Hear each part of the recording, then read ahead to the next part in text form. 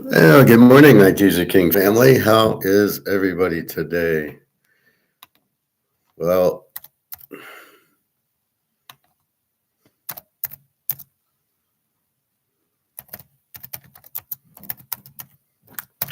looks like we're having a good day. We got silver through the roof, 85.59. Finally, it's going up like $5. Where before it'd go up 50 cents, and we'd go, why is it only going up 50 cents? So that's 85.74. I'm interested by the time class is over if it'll hit 90. And look at gold. 46.19. What a happy day. So we're 5 steps ahead. We've been preparing for this. This is nothing. Do not profit take this. This is just the beginning. 85.74. I would think we'd hit 100 by the end of the month, although the way it's going, by the end of the week. We got gold moving up as BRICS is going to the gold backed currency now. So they need a much higher gold price. So we're seeing that shoot up. Again, we're still on COMEX, which is basically broken because they don't have the physical to pay for this. So how, people are buying it because it's cheaper there. I mean, I don't know what it is in Japan. It was 150. Who knows now what it is now? People desperately need silver, so you're going to see that go higher and higher. And gold, 46.20. Well, this will be an interesting class by the end. We could be much higher, but it's very good. The gold is finally moving again. It's been corrupt. It's been price fixed by everything, and so therefore, looking at the price fix finally breaking. So very happy times. Um, the demand isn't going anywhere. So people worried about, oh, it's going to come down or it's too high too fast. This is not a stock. This is not Amazon or Apple or any of those where the value of the company is 100 and the stock goes to 150 and everybody goes, oh, it's overvalued. It's too high. It's going to come down. This is gold. This is not a stock. This will keep going up because of demand, because this and this are worthless and you can't get it back. Once you print it to hell, it's gone. It's zero. These are worthless. But most people don't understand that, except for the banks understand that. And that's what's happening. So they're the ones buying the gold and the silver, BRICS mostly. And with that, you're going to see a much higher price. And that's where we're headed. But it doesn't mean it's overvalued. It's still very, very cheap considering. Now, the one thing everybody gets wrong is they think it's the dollar going down, not gold going up. Gold doesn't go up. Whoever says this are idiots. Gold does go up. Gold goes up based on demand like any other product, just like my Canadian club, right? This goes up if there's demand. Everybody wants it and you can't get it, the price goes up. So why does gold price not, why doesn't the value of gold go up? Why did these people think gold doesn't go up in value, it's the dollar going down? These people are idiots, Alistair McLeod. You have no idea what you're talking about. Demand for the product. So what do you think the price is 4,600 or what the price doesn't change, the dollar goes down, but the gold is the same. The ounce of gold is the same. This is what you're getting from me, but you don't listen fully. I told you the ounce of gold still an ounce of gold. It just takes more money to buy it. Does not mean the ounce of gold does not go up in value. It simply means it's still an ounce of gold. And it has gone up in value because of demand. That's what happens. John C., hello. Is that cologne? Now this is whiskey. This is Canadian Club, age 12 years old, whiskey. Blended Canadian whiskey. I used to work there. It was a great company. Unfortunately, they got sold and we all lost our jobs. And that's the story of my life, right? I find a good company and a good job, and then they get sold or something happens. They go bankrupt, and then off you go. So anyway, that's whiskey. So anyway, so what you have is huge demand. The value of it. How do you get 4,625 now for gold? Where does that come from, right? Where did you get the 46? Well, the dollar's worth less. So it takes more dollars to buy the gold. Understood. But how do you get to 4624?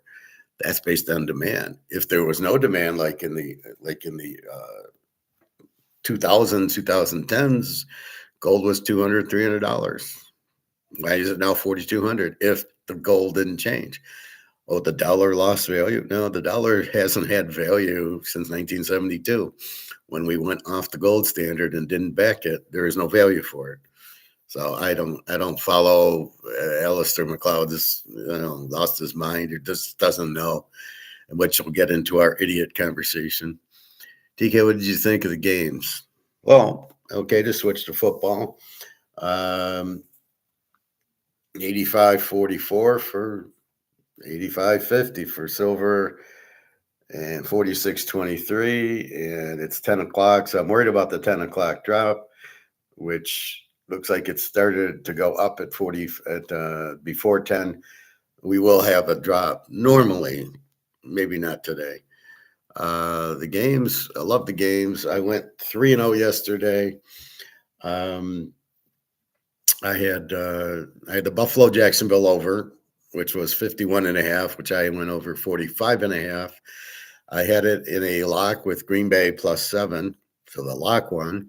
And then I had it two more times, which I very rarely do, but I ran out of games. There was only 5-6 games, and I already lost two from.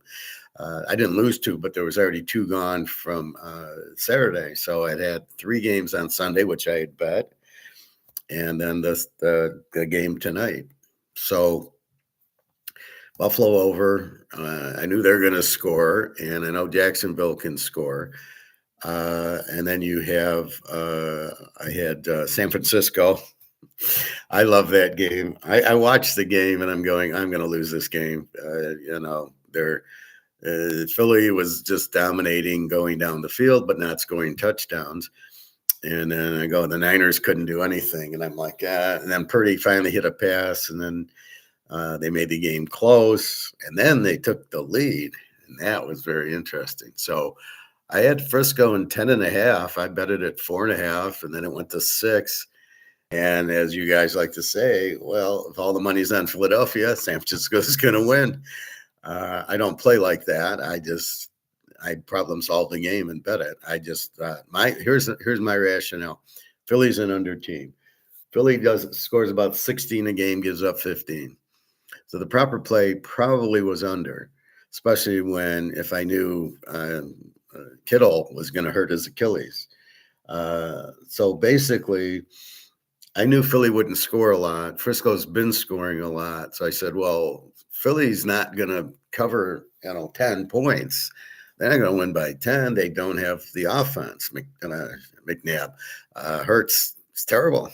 And he is. Look at him. And so then you have, so I had the Niners plus 10.5 and won. And then New England, San Diego, I had it bet twice as an under. And I was under 46.5, under 52.5. And they played a 16. I kept watching the game. It's 3-0. It's 3-3. I'm at halftime. Okay, I said, okay, the way things are going, you're getting all these points in the fourth quarter. So I got to let me get to about the 10-minute mark in the fourth quarter. And then New England scored. And, so I'm like, okay, it's 16-3. I'm 52. It's 19. So I'm doing the math. I go, I can give up 4 touchdowns in the fourth quarter and still win. And then every time San Diego drove, they got sacked and fumbled. And so that was my third big win. So the Buffalo over.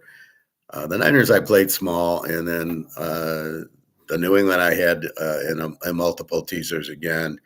Under, because it was a good under game. You had San Diego with an 18 defense and New England with a 19, and that's what you had. You had 2 good defenses. And that leads us tonight. Houston-Pittsburgh, I took the game over. It's 38. I went over 32. I think it's too low. I think I got Aaron Rodgers. Yes, the Houston defense is strong, but, look at the Philly game. It got to 42.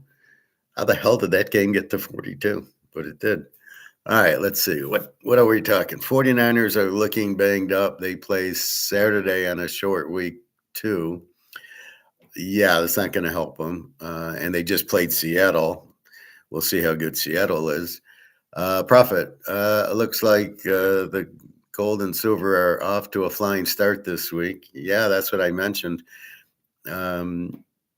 It's just demand. They're not overpriced. They're not, it's bricks demanding gold and silver, and the companies needing silver to make their computers, and the military needing it.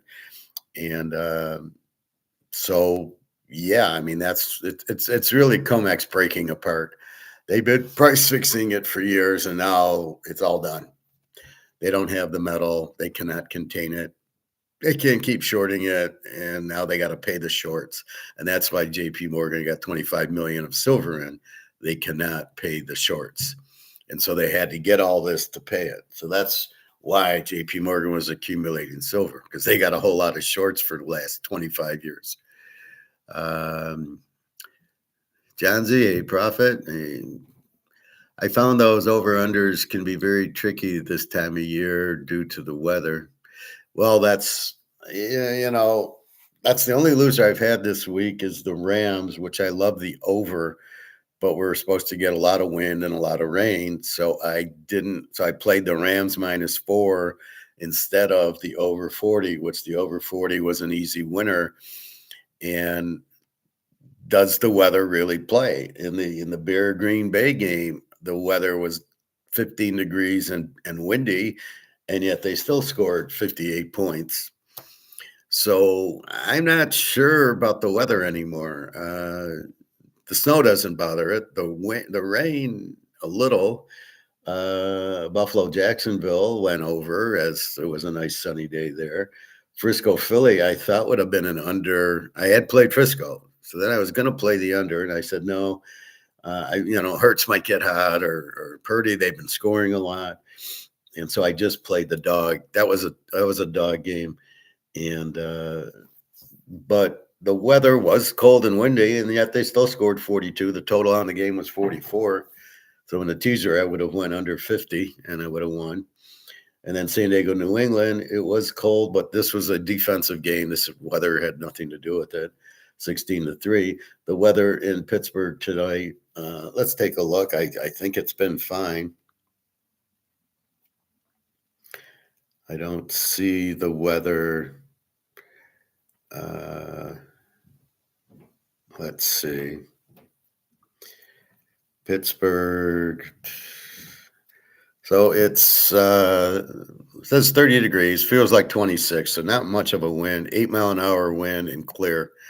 So the weather won't be a factor tonight. 25-8, 26. I'm reading by quarter. 26-8, 26-8. Really clear. That says chance of rain in the fourth quarter, which who knows. So basically, the weather's is cold an issue. I don't even in the Ice Bowl, 1967, the Green Bay Dallas game, and it was 16 below. They still put up like 35 points in the game. What did Green Bay win? 24-21 or something like that? No. Yeah, I think it was 21-17. Green Bay won.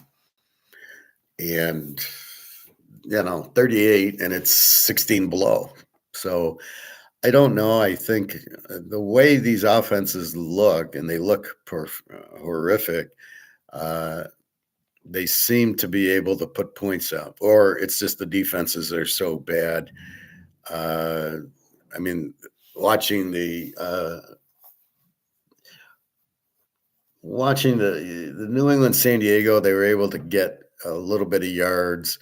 All I saw is a lot of quarterbacks running, not throwing in the games. I'll get to that in a minute. The swirling winds seem to have a big effect, like in the New England San Diego game. Was there swirling winds? I don't think there was that wind. I didn't think the winds were causing a problem. No, very little wind tonight. Tonight's game's fine. I'm on NFLweather.com, so you could check there. That gives you all the games weather. I don't see any problem with Pittsburgh. So my analysis of what I saw the Rams not have a defense. I thought they had a defense, but their defense is now a 27 defense, and you're giving up 31 points to Carolina. Oh my God. I finally watched the replay of the game, and I missed the first half because I was at the pool. And they're up 14.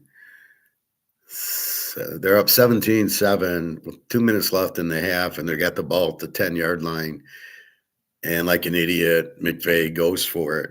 Did it remind us of the Lions? Yes.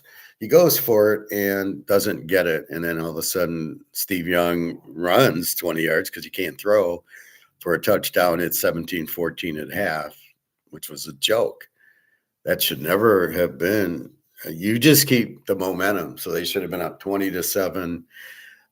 These teams are so stupid. They keep – like there'll be 30 seconds left in the half, and they're going and they're trying to just take a knee and end it and go into the half when you get the ball at your own 10-yard line. But yet they wanna keep we can score. We got 30 seconds, we can score.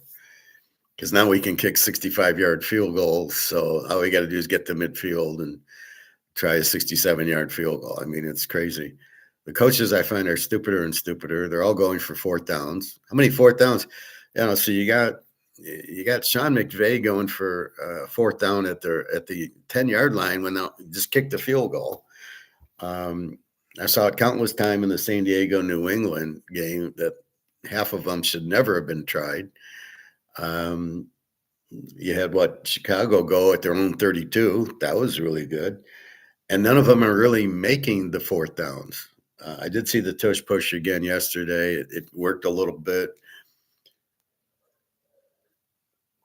I don't know why you do it with Hurts. He's just going to get hurt or he's going to fumble. I like when the tight end does it. Like Pittsburgh they'll have the tight end do it.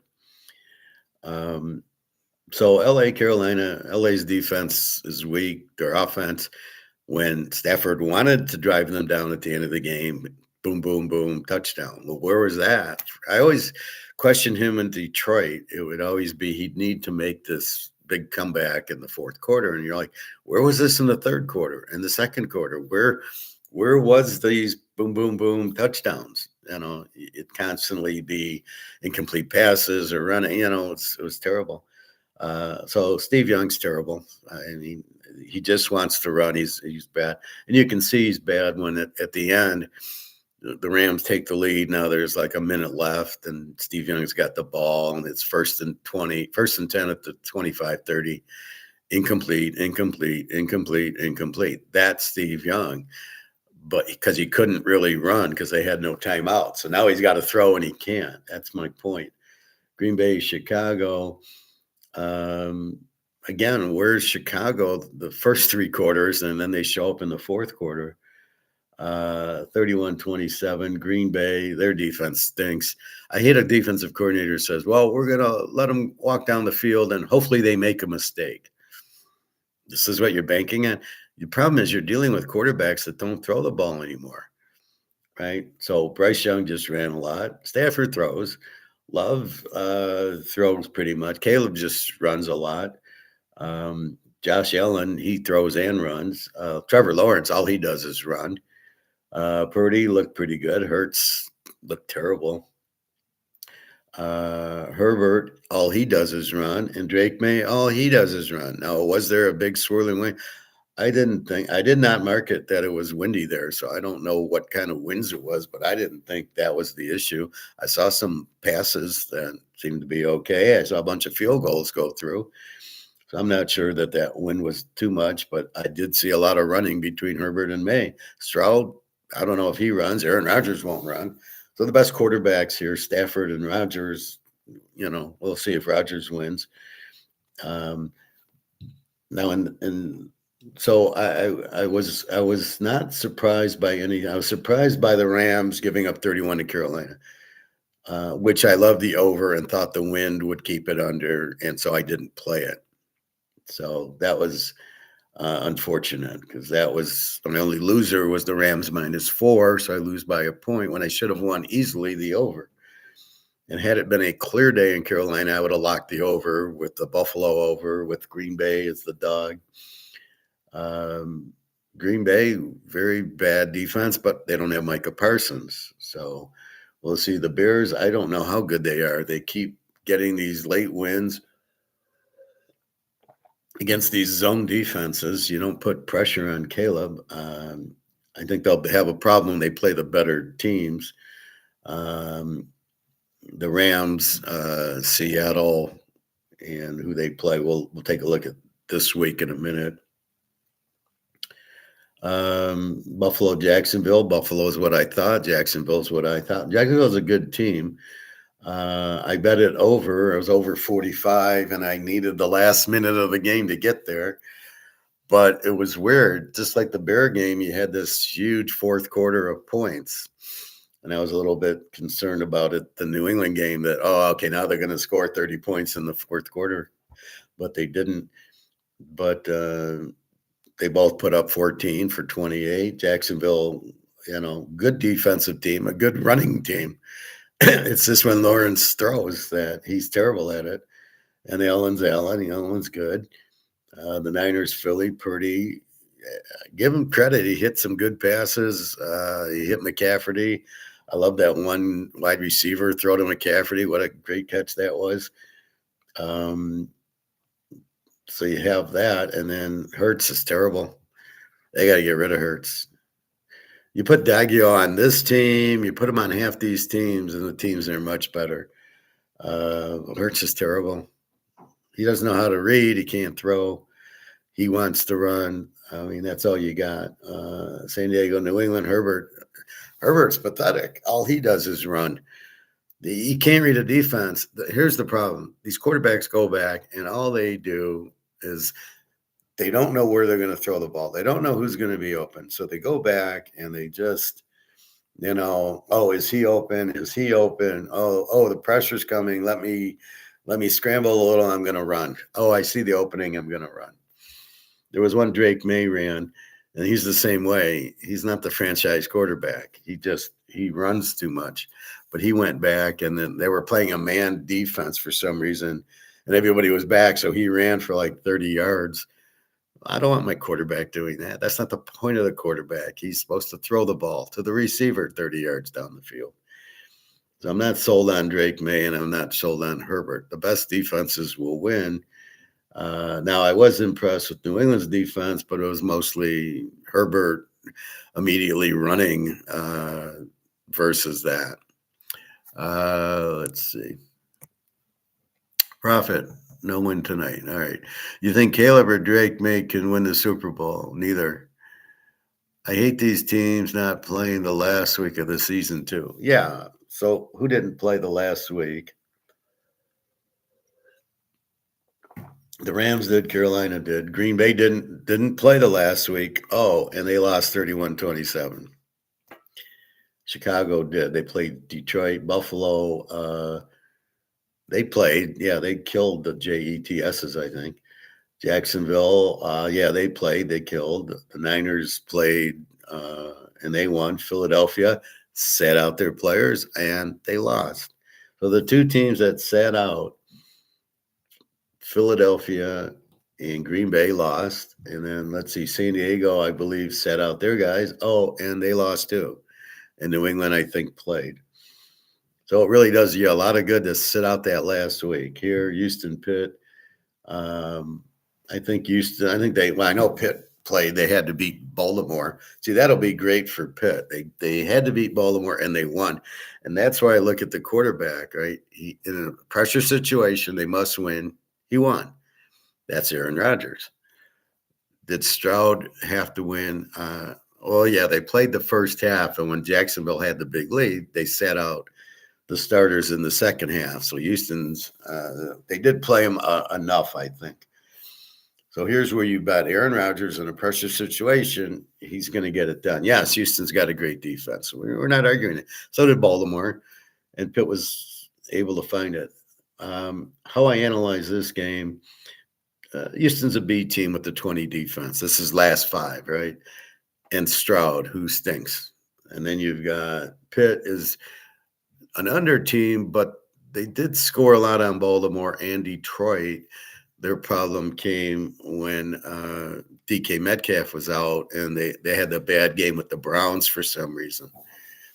And so beating Baltimore was great. And so I think they'll be more offensive. They know that this Houston's got a great defense. You do have DK Metcalf back. You got two good running backs. You got TJ Watt back, and you got Aaron Rodgers. Everybody overlooks Aaron Rodgers. Well, he's 42, and he looks pretty fucking good last week against Baltimore in a must-win game, and he took him down, and there was a touchdown. He spotted the open guy, put it right in his hands, touchdown, they won the game. So as long as you got Aaron Rodgers, you got a chance. So I think in this game, I think it's about 24-20. I don't know who's going to win, but I will say it's going to be about in the 20s. I think normally I'd go under. 46, I'd be under here. 38 is too low. So I picked my score, and I said, oh, okay, the score should be upper 30s, probably 40s, probably 24 to Houston scores. And so I'm looking at it that it'll be a 40-point game, right? Here I got 38, which I only need 32. 32 is 20-14. I mean, Houston's going to score. Pitt, Aaron Rodgers is going to get you the 20 points. So that's how I viewed it. I viewed it as what I think the final will be, and I think the final will be over 32. Even though Houston's an under team, and Pitt's kind of an under team, but I don't think it'll be like San Diego, New England. You had two vicious defenses, and you had two average quarterbacks. Drake May running mostly okay, but he's not bad. Maybe he'll show us more when they play a real team. They played San Diego, who's got a good defense. They got 16 on them. All right. So Houston, Pitt, again, Stroud, don't know, and Rodgers. Rodgers is going to get you 20 points. That's what he does, and he's got DK Metcalf back. So if they could win without DK Metcalf, you give him back DK Metcalf. I like that. Now let's look at how the teasers did. The Rams 14-3 lost by a point. Green Bay on the road 15-1, 16-1. The Bears 15-2 in the teaser, 16-2 now. Jacksonville 14-3 did win. Even though they were laying 1.5, they got 4.5, so they did win. So they're 15-3. We've got play against the Niners that lost. They were 6-1. Play against as a road dog are now 6-2. Play against Philly 15-2. Did lose 16-2. So that worked fine. New England 16-1 in the teaser goes to 17-1, and New England as a home favorite goes to 7-1. And tonight we've got Houston 16-1 in the teaser, which certainly could win, but it doesn't mean Pitt can't win. It just means you got Houston +3, so Houston can lose by 2 or 1, or win by 1 or 2, and you're fine there. Actually, you get Pitt +9. In a teaser. So yeah, so it's Houston wins by 3, 2, 1, -1, -2, -3, and you're a winner. And I hate when people say, well, +3 doesn't do you any good. +3 gets you away from -3.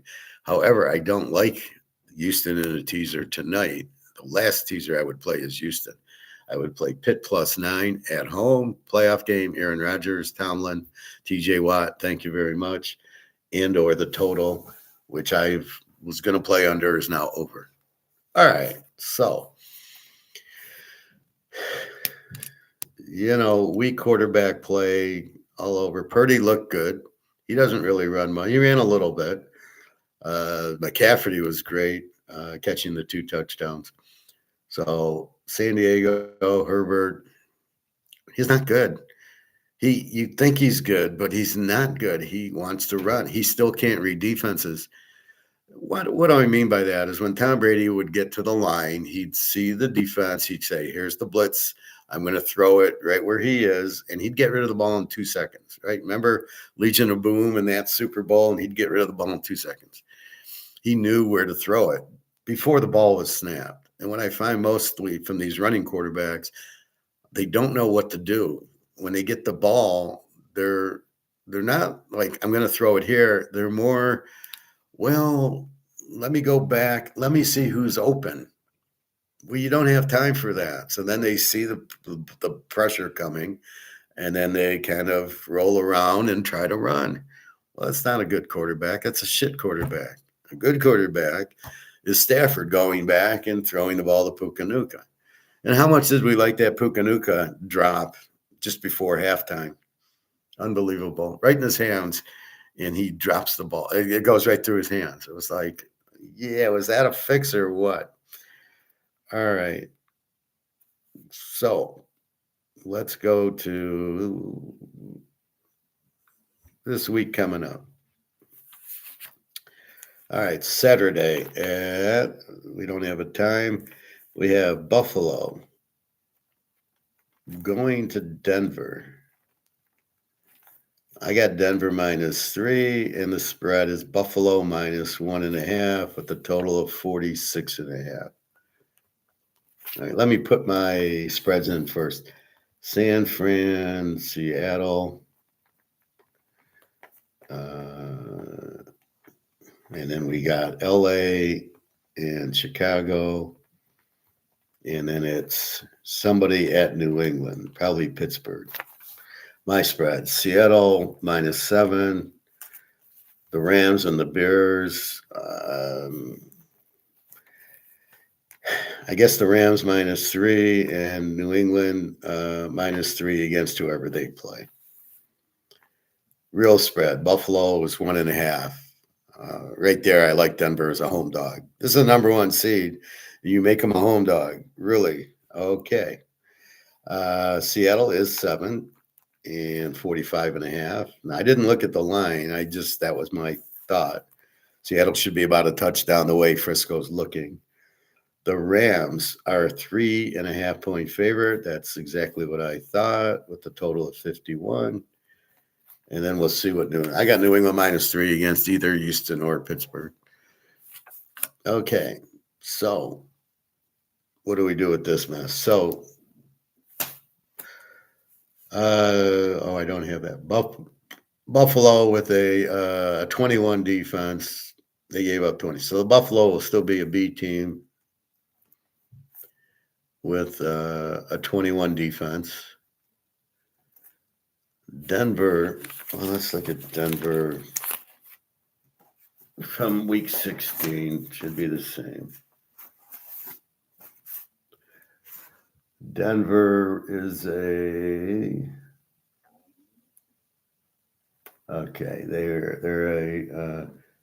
an E team with a 23 defense, really? Wow. Okay, they're an E team with a 23 defense, meaning that they score in the 20s, they give up in the 20s, so they're an even team. The Niners are an A team. They're still an A team with a 22 defense. That's about what they did yesterday. Seattle, well, let's go here. Yeah, Seattle beat the Niners in week 18, so that was for the 1 seed. An 18 with a 14 defense, and they didn't do anything to upset that. They gave up 3 to the Niners. The Rams are an over team with a 27 defense, is about the same as they gave up 31. The Bears, a B team with a 22 defense, about the same. And New England, an A team, let's give them an 18 defense, as they gave up 3 to San Diego. So when we look at it, Uh, Buffalo gives up 21, although they gave up 31 to or 24 to Jacksonville. So this should be a pretty good defensive game with Denver, the 23. Now Denver beat Green Bay when they had Micah Parsons, and they beat KC at home, and they beat San Diego in a meaningless game to San Diego. But Denver played because they had to go for the 1 seed, and they won 16-3. You're not going to hold Josh Allen. I think this is probably an over 40 because Josh Allen's going to find you 20 points, and I think Bo Nix, Buffalo's defense is not that good, and it's mile high. So I think this first game is an over 40, and Denver is a very live dog at home in mile high. Yes, Bo Nix hasn't been in the playoff game. Now, I warned you about that. So Steve Young in his first playoff game was okay. Caleb in his first playoff game took a while, but he showed up. Trevor Lawrence had been in a playoff before. Herbert's now 0-3 in a playoff game, and Drake May in his first played okay. They got 16 points. Couldn't finish the drives, and he ran a lot. So I don't know what that means. And then we see Stroud. We know he sucks in the playoffs. So we know Aaron Rodgers won the Super Bowl, him and Stafford. So without Mahomes, this year's Mahomes is going to be Stafford and Rodgers at this point. So we got Allen against Bo Nix. Now, Allen got hurt. He hurt his knee. He had a concussion. He was banged up pretty good. Jacksonville, pretty good defense. I don't know if I can resist Denver as a home dog. When have you ever saw the number 1 seed at home be a dog? And it's not like they suck, and it's not like Buffalo's great. They were losing to Jacksonville most of the game. The minute left, they were down 24-20. So I don't know. They played a 51 there, 46-40. I think they're going to get over 40, but I think Denver right now is a very live dog. Frisco, Seattle, Seattle 14 defense, Frisco 22. They just played a 14-3 game. I think it was 14-3 or 13-3 Seattle. The Niners, Fred Warner's out. We're past that. The backups are fine. These are all professionals. That's what I try to stress. The ones you can't replace, like Mahomes and Joe Burrow, that's your problem, right? The Barry Sanders, the Walter Payton, you can't replace them. But the linemen and the defense you can replace. So I gotta think this is an under right off the bat as far as Seattle and the Niners. As bad as the Niners look, they won at Philly. They beat that great defense. Jalen Carter played; he looked fine. McCaffrey just was there, and you can't discount McCaffrey. Now, I know Seattle put a lot of pressure on the Niners. They got 3 points. I don't remember the weather, if it was bad. The weather should be fine in Seattle. We'll see what it is in Denver. Is the Niners a live dog? Seattle with the fort. Seattle has a great defense. The Niners defense looked fine, stopping Hurts, making Hurts look even worse. Purdy looks okay. So again, I think I play this game under because Seattle with a great defense. And I don't think the Niners are going to, now you've got Kittle out. They have no receivers. So he throws the ball to the backup tight end, and it's McCaffrey's show. And I think Purdy runs a little bit. If I can just beat Philly, you can't ignore that. I mean, the defense showed up. The offense didn't, but the defense showed up. Look at the end of the game. They needed the touchdown and 4th down at the 11 and nothing. So, again, we got the Darnold factor. Let's go. It's Darnold, Mr. Choke, against Purdy. I'd rather have Purdy than Darnold, I'll tell you that. So Purdy looked good. Darnold, you can't trust him, right? He's like Lawrence. He's like Caleb, right? So I think the Niners can stay in the game, and I think the total under 45.5. I think you go under 51 with Seattle's defense. Yeah. And really with the Niners defense too. All right. The Rams and the Bears. Oof. All right. We've got the Rams, an over team with the 27 defense, and they couldn't stop Steve Young. At the Bears, a B team with the 22 defense, and they can score. Now, we've got to check the weather. Now, this is going to be Stafford versus Caleb. And that's going to be May, and it's going to be Rodgers, I believe, tonight. Stafford against Caleb, big edge Stafford. Total of 51. Now, this is a weather game. We have to, although I don't even know about it anymore. It was raining in Carolina. They played a 65. It was freezing cold and windy in Chicago, and they played a 58. So I don't know. I'm lost on the win. What should be a cold, low-scoring game, and you're getting a lot of points. Even the Philadelphia game, which was cold and windy, it was 15-mile-an-hour winds, and it had rain, and they played a 42. The only game that was real good was San Diego, New England, and there really wasn't much of a weather factor. It was a little cool, but that wasn't the defense was the problem. Well, watching LA at Carolina, I have no faith that LA can play defense. And I don't think the Bears are very strong. I think this is a very high scoring game. And I think we have to check the weather. But this should be high scoring. Now, do I like the Rams or the Bears in the total? The Bears just know how to score at the end. I don't know why they don't use it the first three quarters. The way the Bears play defense, the Rams should be able to drive down and score a lot of points in this game. And then the Bears come back in the fourth quarter and all hell breaks loose. Look at the Lion game. It's 16-0 the Lions. They're controlling it. All of a sudden, fourth quarter, Caleb starts throwing the ball all around and ties the game at 16-16. But they lose 19-16. What was that? And why did the Lions win? It cost them a draft pick. It didn't get them anything. They just lost the draft pick. But I guess he hates Ben Johnson like that.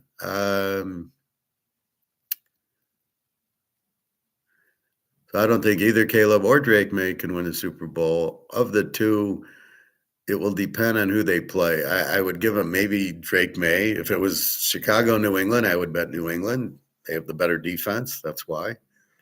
I hate these teams not playing the last week of the season. Yeah. San Diego didn't. Eagles didn't. I don't know what you're referring to when you say didn't what. So please give me more exposure on your answer on your comment. San Diego didn't. Eagles didn't. Didn't what? I'm talking all over, so I don't know. Didn't win. Yes.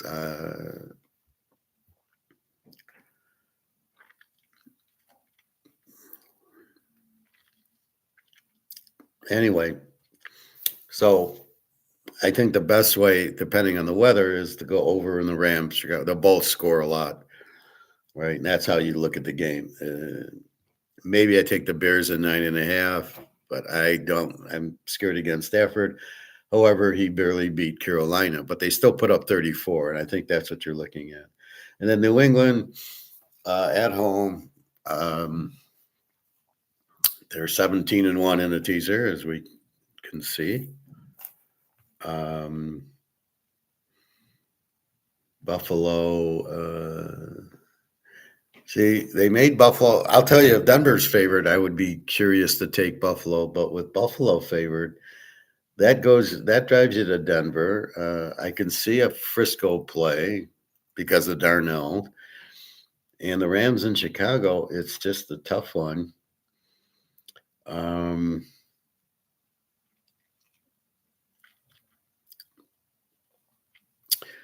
I don't really know. Chicago is what? Chicago's 16-2 in a teaser now.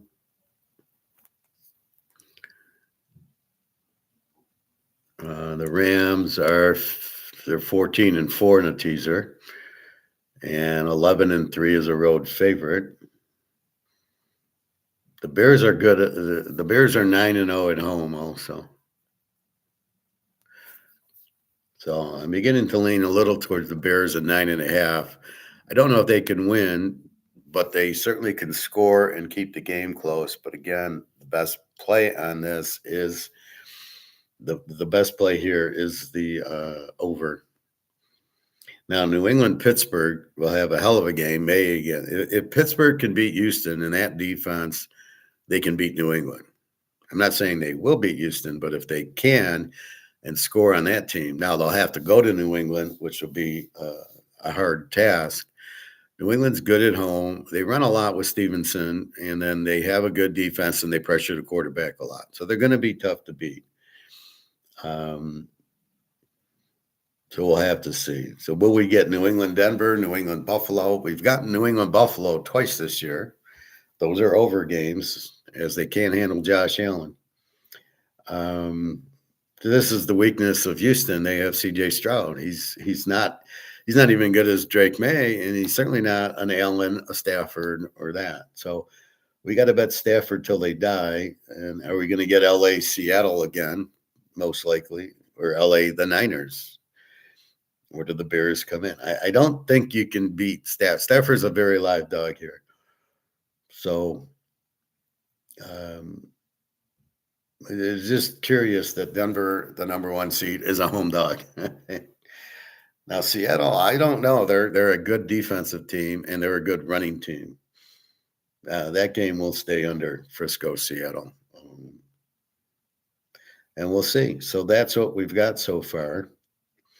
The plays: Chicago wins, the Rams lose, Jacksonville covered, New England covered, Houston's on tonight, Denver hasn't played, or Seattle play against Philly, won.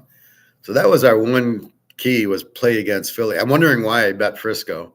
And then I realized, play against Philly's 15-2 because they don't cover, but they lay 4, 5, 6, 7 points, but they don't win by 20 points. They very rarely win by 20. So this is, after the game was over, I go, that's why I bet it, because Philly doesn't have an offense. And I can't believe the Niners now without Kittle. They got the good fullback, and it's Purdy and McCaffrey. I mean, that's all they got. Seattle again with Darnold. So this Buffalo Denver should be a very good game. Frisco Seattle, maybe like the 13-3 game, something like that. The Rams in Chicago should be a great game. And New England against Pitt or Houston should be a good game. And we will see. So tonight I've got the over 32 in the game. That's my point. Prophet, I'd have to think Denver will be fired up here after being established as a home dog. Well, all the teams are fired up when they're the dog. Buffalo was favored, and then when Jacksonville became a 1.5-point favorite, believe me, Buffalo was pissed off. Carolina now, and at first Chicago was favored, and then they were the dog. They weren't really fired up about being the dog. Frisco was definitely fired up being the dog. And keep in mind, these are professional players, so the guy who comes in is a good player. As you saw, the Niners still had catches with other players. It's just the quarterback. Had Josh Allen not returned, that would have been it. They would have lost. But he came back in after the knee ankle injury and then the concussion, and he's still, now believe me, he had a concussion, but believe me, he said, fuck it, I'm going in. They weren't going to keep him out. Not like some of these guys who, Lamar, I cut myself shaving, I can't play. All right, so that's the NFL playoffs. Do we bet just the best defense? Well, hard to say. You prefer the defenses. So of the remaining teams, Jacksonville had a 17 defense and gave up 27 to Buffalo. Denver has a 23 defense, but that's just the five they played. They probably played, they played Green Bay, who put up like 30 on them. And then they put up, and they kind of shut out San Diego because they didn't play. And that really helped San Diego out because they played so good yesterday. These teams that rest their players, Philadelphia, San Diego, and they lose right away. I mean, it's the teams that play and win. Look at Pittsburgh, right? Pittsburgh will come on. They will play a good game against Houston. I don't know if they'll win it, but they will play. They'll figure out their defense. They beat the Baltimore defense twice, who used to be pretty good. So they will figure out a way.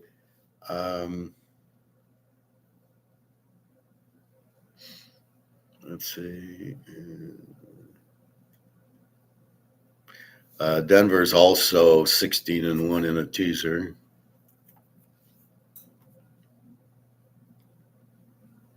And I think I'm not sure the Niners in Seattle. All right. So we got to check the weather. I think Denver should be okay. Seattle should be okay. Chicago probably cold, and New England probably cold, but it won't affect. The only team that will affect is maybe the Rams in the dome, but they did win at Carolina, but they looked terrible. Derek, hello. Jalen Hurts is terrible. Yes. Where have I heard that from before? I was right. Yeah, I get that a lot. I tend to be right a lot. He's not a quarterback. Yeah, he's not. He's a running back. It's just like Lamar. The Baltimore will never win with Lamar as quarterback. He's a wide receiver. Why do you have him playing quarterback?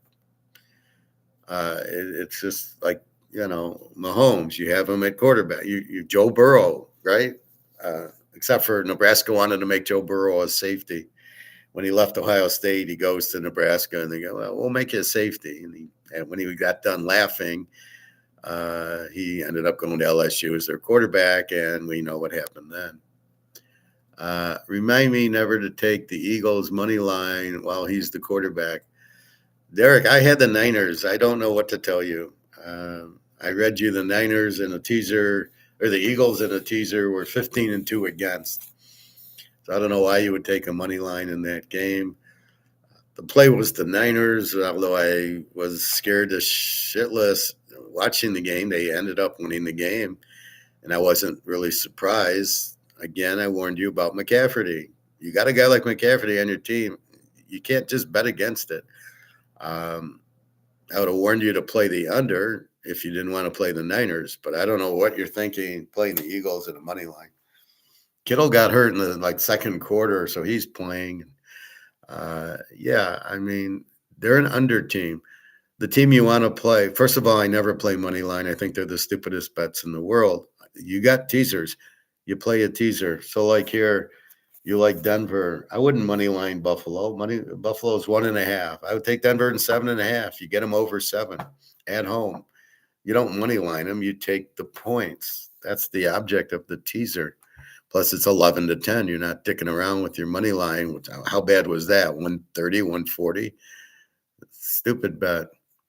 I keep picking the better team. Why? Was Philly the better team? If they were at home, why didn't they win?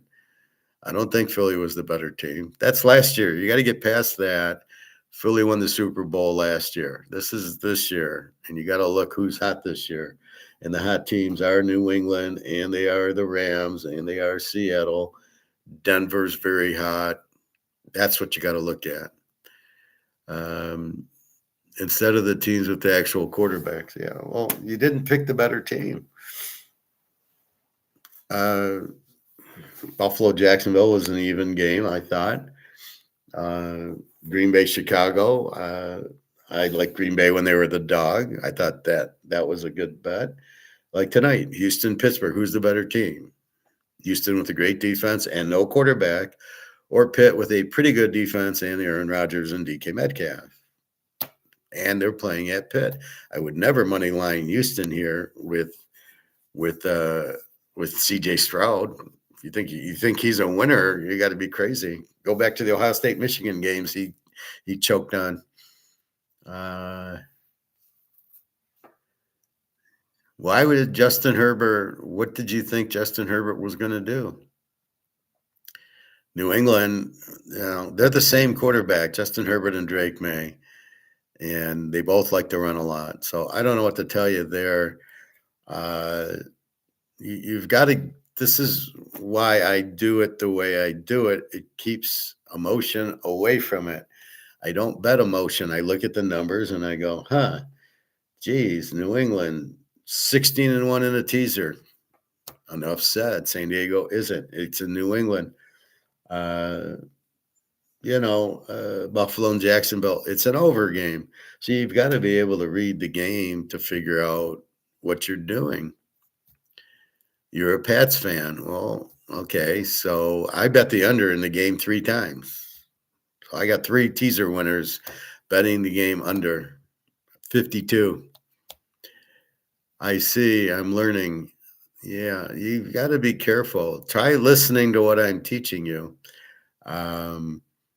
Open up your mind. Don't be so closed-minded and thinking. I'm giving you very high-level analysis, but as I'm learning from these videos that they just can't comprehend it. They think they know it because they listen to BetMGM or these idiots on ESPN or these, or Fox. You want to listen to Terry Bradshaw, you need your head examined. And so you hear it from some guy, right? And then therefore, I got a friend in class here who keeps listening to these guys about buying stocks. I'm going to buy minor stocks. I keep saying, but the stock market's going to crash. The dollar's not worth anything. Why do you want to be in stocks? Well, I'm going to make money. Well, but the stocks aren't going to be worth anything. Are you not making money in gold and silver now? I mean, silver, I would say in 1 month's time has gone from, let's say, $40 to now it's at 85. You want to be in the miners or you want to be with all your ounces of silver in silver? It's physical. It's way, way undervalued. And that's what you got to listen and understand, right? And don't listen to Joe Blow saying, "Oh, it's Warren Buffett and he's telling me about gold stocks and silver stocks." First, why would you listen to Warren Buffett? So you got to be careful who you're listening to. I'd love to hear how you came up with these picks. I got to take notes. Well, it's on video. You can just listen to the video again. I go through these games and I go through the teaser trends. Now, you've got to accept the teasers are the best way to bet it. As we know, the games are fixed, but not for teasers. They're just fixed where you're laying 7, you can't win by 7. But in a teaser, you're laying 1. It's not fixed for that. So the first concept you got to learn is, why do I bet teasers? And the fact that I've been betting them since 1977 and I'm a problem solver, when I did lose them, I go, why did I lose it? I'm asking, why did I lose the Ram game? And the answer was because I thought they'd win by more over Carolina because Carolina's very weak and Steve Young's terrible. But I didn't like laying 4, and I didn't really I wanted to play the over in the game. That was my loser again. Going over 3 is suicidal. So don't want to do that. But every other game went, why did I play San Diego and New England? 2 great defenses. I played it under. That made sense. That's figuring out, problem solving the game and betting it. That's what you've got to do. You've got to understand the teams and understand what kind of game is going to be and understanding what do you think the score is going to be. You're going to get a high scoring game with San Diego and New England? No. What are you going to get with Buffalo and Jacksonville? Yeah, you're probably going to get a high scoring game. Or what are you going to get with the Rams and Chicago? That game will be in the 70s. Stafford's going to score, and they couldn't stop Carolina and Chicago. seems to be able to score. So it's going to be a high scoring game. So you figure that out because you understand the teams, which I don't think you understand. That's your problem, right? You're just betting wildly. Why would you bet San Diego at New England? Why? Why? Never did I think that. New England was 3, and my circle was New England plus 3, and then I looked at the total of 46, and I said, "Oh, I got to go under 52." And that was it. And that was, it's because both teams are under and both teams don't score. Philadelphia is an under team. At least the Rams can score a lot, but they have a weak defense. So you have to understand what you're looking at to make your analysis on how you think the game's going to go. So a team with a great defense, you're probably not going to score a lot. So maybe it's an under game. Or if they're playing a weak team, then just play them. Like you got Houston, Pittsburgh tonight. Great defense in Houston, but CJ Stroud sucks. Pittsburgh, you got Aaron fucking Rodgers and DK Metcalf and TJ Watt back, and the runners are okay. Gainwell and Warren's been looking good. You got a good coach. They're at Pittsburgh. Would you money line Houston? And if so, what in God's name would make you money line Houston? Will Houston win? Well, they're not used to going. They're not a playoff tested team like Buffalo and Kansas City. If this is Mahomes, we're on Mahomes in a heartbeat because we got Mahomes. You got CJ Stroud. And you got Aaron Rodgers. So who do you think's better, CJ Stroud or Aaron Rodgers? And don't listen to the noise. What do you think? Well, we know Aaron Rodgers is better by a mile. So think about the score and then think, why would you bet it? And if I bet anybody, it'd be Pittsburgh in 9. I don't think they're going to get blown out by CJ Stroud. Yes, Houston's got a great defense, but Aaron Rodgers has seen great defenses. Like I said, they just beat Baltimore twice. And so they've seen great defenses or good defenses, and we're fine. And they play Baltimore twice a year. So are they going to be scared of Houston? No. Now they have a great defense, but when you look at Houston's history this year, they gave up 20 points to Oakland. They beat Oakland 23-20 or 23-21. Oakland, without a quarterback, they gave up 20 points. So you don't think Rodgers will get 20. So that's why I like the over in the game, but I also like Pitt in 9, but I'm betting the over in the game. So understand the teams, and you make your own decisions, and you cannot use a mathematical formula as Prophet tries to do. It doesn't work because you can use a teaser trend and say, hey, New England's 16-1 in a teaser this year. So that helps you, but that's just one of the methods. But you really have to Drake May, he runs a lot. Can he throw? I don't know. They're not playing the Jets or Miami, so you got to be careful throwing that in. And I just think that's the only math I use is the teaser trends, just to understand the personality of the team. Yeah, New England's good this year, 16-1. That's what the trend tells me is who's good this year. Houston and Denver and New England and Seattle and Chicago. These teams are good in a teaser. Okay, so that gets me away from Kansas City and Philadelphia and other teams that aren't so good this year. That's the beauty of what I do with the teaser trends. It tells me, oh, Jacksonville is good this year. Well, they sucked last year. And so you go, so they're a better team, right? Trevor Lawrence, he still stinks. He didn't get better. But the defense was better, and they ran the ball down their throats. So Jacksonville, you can maybe money line, but I wouldn't money line them against Buffalo.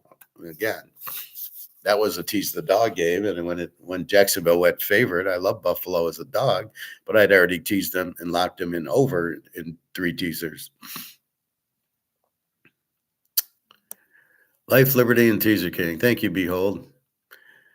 Well, I mean, I'm teaching a class and people aren't getting what I'm teaching. A little frustrating, but I watched the video on that today, and it just says you can't. There's nothing you can do. I'll show you that video shortly. Prophet, my formula have me 5-0 against the spread in the playoffs so far. That's a lie. You said you had you lost that one game. So I don't know. And you're betting 14 point teasers. So yeah, I don't. I'm not buying that. Seven if you include the two college games. Well, again, when you're playing 14 point teasers, you can't brag about I'm 5-0 in with 14 points in these type of games. I'm 4-1 in 6 point teasers. Right, I lost the Rams -4, and they won by 3. Otherwise, I hit everything. So you have all these extra points. So that's I don't know. Just play 14 point teasers is not. I wouldn't be bragging about that. Yeah, what was you had? What, Philadelphia? Yeah, okay. So I still wouldn't brag about it. What's a 10 point teaser? And you took the wrong way, didn't you? Have Philadelphia, I think. So you lost Philadelphia because they were 6, so you had 4 with them. Um, I don't know. I don't remember. I don't pay attention to what your picks were. That's not the point of this class. But if you made money, great. But if you're not listening to me, I don't really care what your picks are on your side doing some formula that's not going to work. Yeah, I had San Francisco. Was that your 3-teamer? I don't remember. Um, yeah, I had Jacksonville over and I had New England under, which were much better bets. Again, you're dealing with 14 points. Yeah, I had San Francisco in 10.5 and they won outright. I understand that. How did your formula possibly pick San Francisco? My brain picked San Francisco because Philadelphia is a weak scoring team, but that's it. So I don't get what you're trying to tell me. This isn't like Handicappers Anonymous. I'm the handicapper here. You're the student. Don't forget that.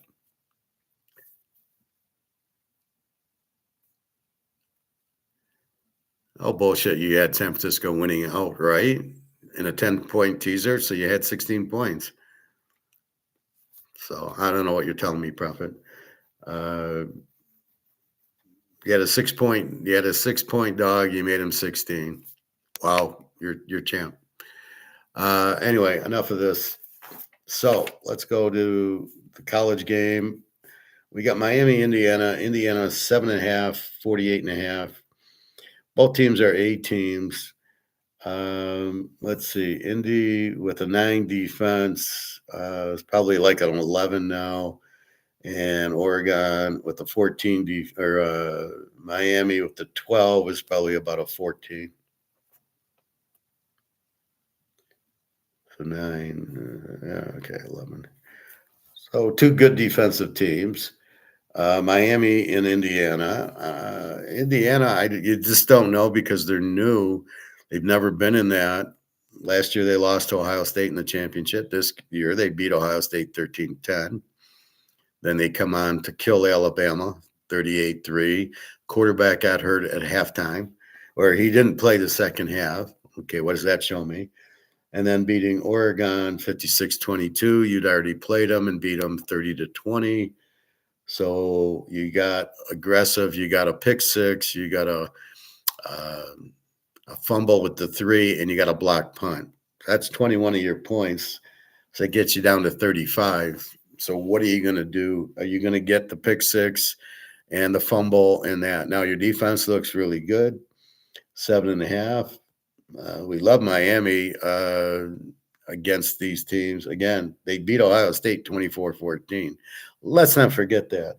And then they beat Ole Miss 31-27 with Chris Chambliss as their quarterback. So scored a lot of points. Carson Beck looks fine, getting points. This is a championship game. Everybody's believing Indiana's going to blow them out. Now, will they? I don't know.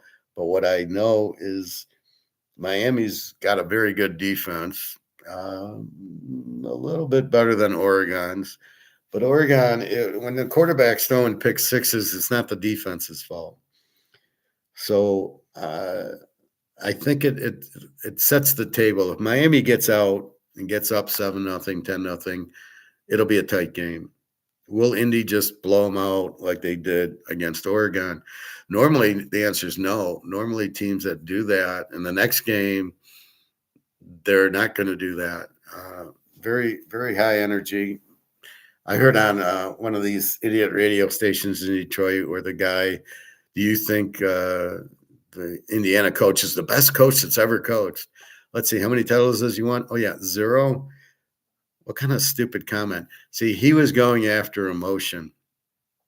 As we talk about these idiots and the emotion, and they're just sheep, and we're the black sheep. We don't follow, and everybody just follows. And I think that's what the guy's doing at the radio station. They're getting all emotional and trying to get a response. Is this guy the best that's ever played? Is Tom Brady the best? Is it Jordan? They're only doing it for the emotion. They're trying to get the emotion and get you to tune in. And that's what Herb Kirkstreet does when he's doing, oh, look at the guy. What a block by the receiver. I never see a guy so interested in wide receiver blocks. Not catches, but blocks. So again, this is what the media tries to do to you, is get you emotional so you don't concentrate and think. And that's what they're trying to do. It's a real bullshit way of doing things. I think it's retarded, basically. But that's what happens. So I don't know. It's a lot of points to give to this Miami team. Now, Ole Miss doesn't have a good defense, but we know Ohio State does. They beat Ohio State 24-14. They got a killer defense. They are at home. Let's not forget that. A killer defense. Beck's looking okay. They got that one receiver, the freshman. I can't think of his name. Indiana, strong defense, strong team all around. Decent quarterback. I'm not guru over him. He's not the best. He's not the number one draft pick. Number one draft pick is the Miami defensive tackle or the Texas Tech defensive tackle, Bailey or Bain. That's your number. That's your best player. Mendoza, what's he going to do on the Raiders? He's going to do nothing until they get a good offensive line. Brock Bowers they have, and Gentry. So they got close. Oh, by the way, you need an offensive line. And by the way, you need defense. So I would get these defensive. I would trade the pick and get 2 draft picks in the top 5 or 10, and then get these defensive players. Then Oakland will be much better. But right now, they can win with Geno Smith if they have the defense and they're not trying to tank. But I don't know what they're tanking for. I don't know what the number one pick, Mendoza's average. He's not great. Prophet, all I'm saying here is these teasers are definitely the way to go here, whether it's 6, 7, 10, or 13 points. Wow, there's a big difference between 6 and 13. I mean, my mother can pick with 13-point teasers. That's ridiculous. 13-point teasers. That's not picking. The 6-point teaser is the best payoff and by far the hardest, but it comes in.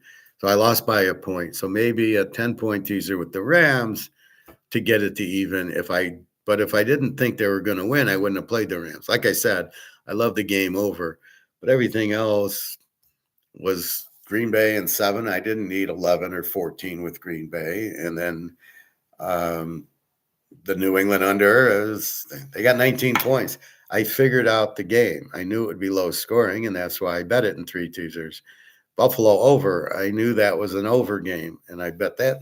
That was part of my lock with Green Bay and 7. So you got to figure the game out. And, you don't even win. You're laying 140 to win 100 with a 13-point teaser.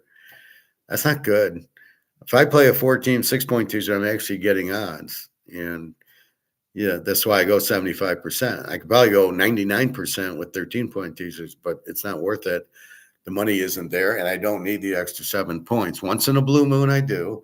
The Ram game would have been nice to have the Rams +4, but that would have been it. And that's the whole point of it. It's the best odds, but you have to figure out the game. And that's the point that I'm making here. Yeah, but if the sports book is offering it, then why not take advantage of it? Well, because your odds are bad. See, you get better odds. I do something called it's the return on investment, and it's the less risk that gives you the higher return. Hence, this. This is zero risk and a huge return, as we're seeing finally now. It was supposed to be for 5 years. And it sat at $20 for us, $25. And it sat and sat and sat. And it was the greatest no risk, high return, just like gold. There's no risk in gold, and you get a huge return. Those are the best things to play. That's why I bitch about playing stocks. Stock market's about to crash. You really want to be in silver stocks and watching the market crash. And when it crashes, everything's crashing because it's the buyers from Europe and Germany and Japan and China and Russia who are the ones selling the stocks, getting out of that because they don't want to be in US dollars. That's the risk you're playing. So you're playing a highly risked stock versus a zero risk in physical, right? So that's how I look at it. So your return, if you got to lay 140 to win 100, is terrible because you're going to lose one of the games. So you win 3, lose 1, and you lose 140. Mine's 110, and if I do play a 4-teamer, if I play a 4-teamer, I get it. I mean, here's my odds on an 11 team teaser. This is on my Twitter.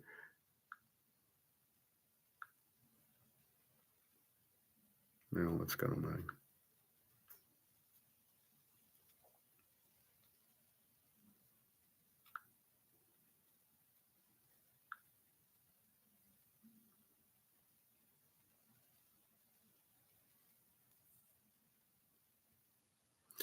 Well, somewhere I have mine.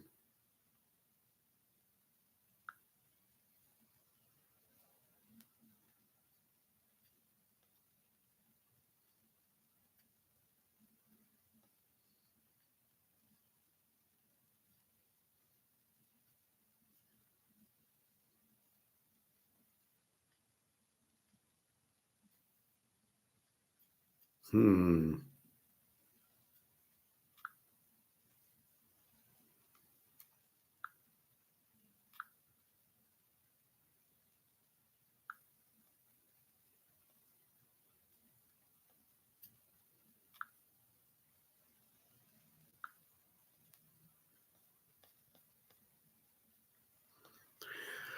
Just a second. I'm looking for my slips. I don't know where I put them.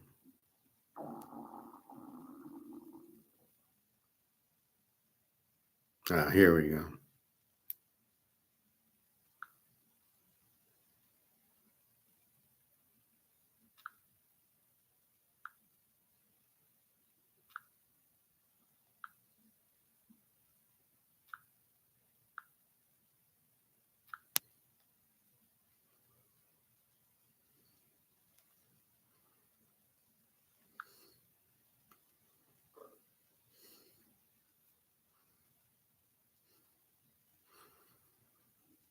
This is a 9-team teaser that I won.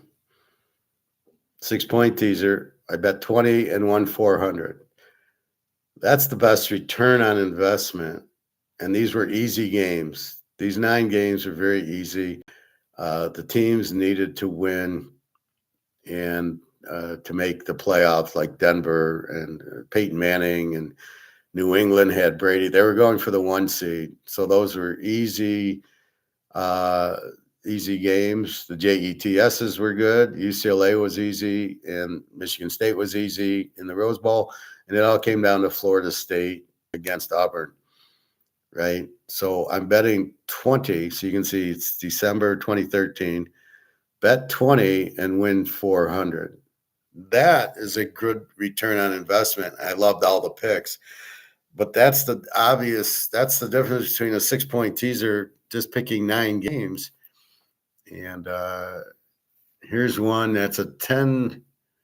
Here's a 10 leg, and I bet 10 to win 300. So you want to get your odds with it. And no problem, barely an inconvenience, easy winners.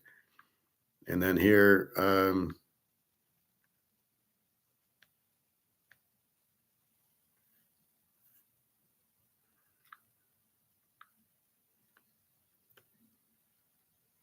so here's a 3-team teaser.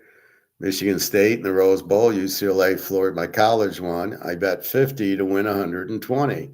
So I'm getting over 2 to 1 on picking 3 teams in a 6 pointer. You're picking 4 teams and you're laying 140. That doesn't help you.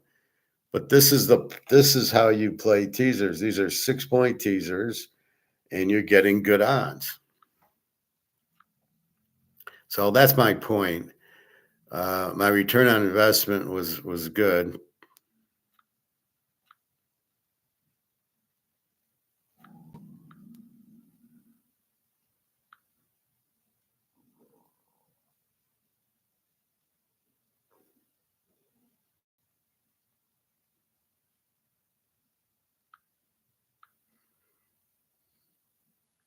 Um, anyway, that's what you want to do. But the key is to figure out the game, and the points are easy. It's like playing poker. You've got to figure out the opponent to figure out if your hand's good or not, right? And in football, you're doing the same thing. You're figuring out the teams and figuring out what should happen. I was scratching my head. I lost the Ram game, and I had lost the Indiana under, and I'm scratching my head going, what the fuck's going on here? Yesterday I won all 3, and now my confidence is back going, yeah, you do know what you're doing, right? When you pick a loser, you're like, how did I pick a loser? But it happens. So again, you're trying to do that, but you want the best return on your investment when you're doing it. I don't think 13-point teasers are the best return when you're laying 140 to win 100. I don't need 13 points to win, as I just showed you, as I show you every week here. So that's the point of it. Yeah, I didn't expect the Niners to win outright. I had 10.5 and I was sweating that, but I made the correct pick because Philadelphia can't score because Jalen Hurts sucks. So realizing tonight, CJ Stroud sucks. I don't expect them to go in and blow out Pittsburgh at home in a playoff game. I expect it to be close. I expect Pitt to have trouble with the defense, and I expect Stroud to have trouble. TJ Watt will blitz him all night. So then I got DK Metcalf to get me a few touchdowns, and there I go. So I actually played the game over, but I still think Pitt will give him a game. I am afraid of Houston's defense, as I should be, but I'm not afraid of CJ Stroud. So that's what you have, but you're looking for best return on investment. I can win 75% on 6-point teasers. And again, it's picking the game. That's the 75%, not necessarily the teaser, because I played Buffalo in 3 teasers. So my one pick, Buffalo, won, but I won 3 times with them in teasers. So how do you, yeah, okay, let's look at it yeah, fine. You can look at it like that, but that's not the point. The point I'm making is picking the game, and then the teaser itself, if I put it in 3 teasers, I only made 1 pick. I didn't make 3 picks. That's kind of how I view it. But that's how I'm successful is putting, when I figure out the teams, putting them out in the teaser. That's the point. So Miami, Indy, I haven't really digested yet. I think it might be an over. Miami played an over with Ole Miss, but Ole Miss doesn't have a good defense. Ole Miss had a 27 defense.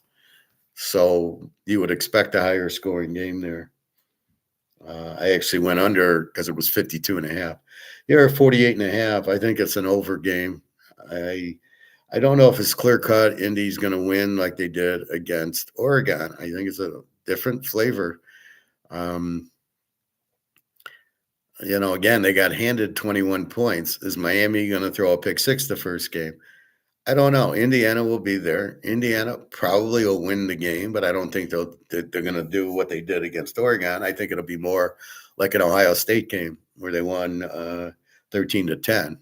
I think that's the more. I think they just got lucky that Oregon had Dante Moore, who sucks, another bad quarterback. Where Miami, Carson Beck, he's not great, but he came through against A&M, and he came through beating Ohio State. And anytime you beat Ohio State in a playoff game, that's good. And then he scored the winning touchdown against Old Mississippi. So I don't know. I think it's an over game, even though both teams' defenses are good. That's why I was shocked that Indiana, Oregon went over with two good defenses. But when you get the turnovers, that's got nothing to do with the defense. So when Indy gets a pick six, I can't blame Oregon's defense or the fumble at the 3 or the block punt. That's 21 points you can't blame Oregon's defense on. So what do you do with it? So again, I haven't made up my mind. I think it's an over, but I really don't want to. I really prefer under with this Miami defense. But they've been scoring. So yeah, it was 24-14 over Ohio State. So that was a 38. So yeah, I think we'll get into the 40s. And I think the way this goes, you get running, you start scoring a lot, and the other team panics, and you get pick sixes and strip sacks. I think over in this type of game probably gets there. We will see. All right. So we looked at last week. So again, I like the over in tonight's game at 38, over 32. I just think too low. I think there's too much going on Houston's defense. They're not that strong. They have a good defense, but it's not like they shut out everybody. They gave up 20 points to Oakland, for Christ's sake. So I'm not buying that. I don't smell what that's cooking. All right, let's go to in here. There was a good video I was watching.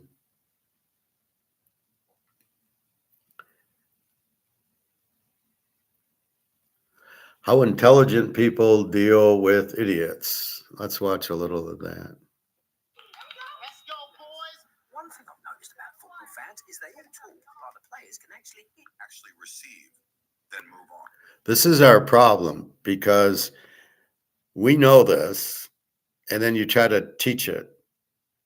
I'm struggling trying to teach football, and people aren't listening. But everybody wants to pick their own games, and you're just here for my pick. Well, I'm trying to teach you how to pick, so you can't get that through. So that's the problem, and that's what's happening with intelligent people dealing with idiots. Not that you're idiots, but the struggles we have that people think they know what they're doing, and they really don't. But because they think they do, when somebody knows what they do, knows what's going on, you can't get there. So, all right. Schopenhauer observed, "Against stupidity, the gods themselves contend in vain." Here's something you've definitely noticed. People with limited intelligence are often extremely confident, aggressively confident. They don't doubt themselves, don't question their positions, don't consider they might be mistaken. Because doubt requires intelligence, requires imagining alternative perspectives, requires recognizing your own limitations. People without this capacity can't experience genuine doubt. So they're certain, absolutely certain, about everything. You present contradicting facts, they reject them with confidence. You demonstrate logical errors, they dismiss them with confidence.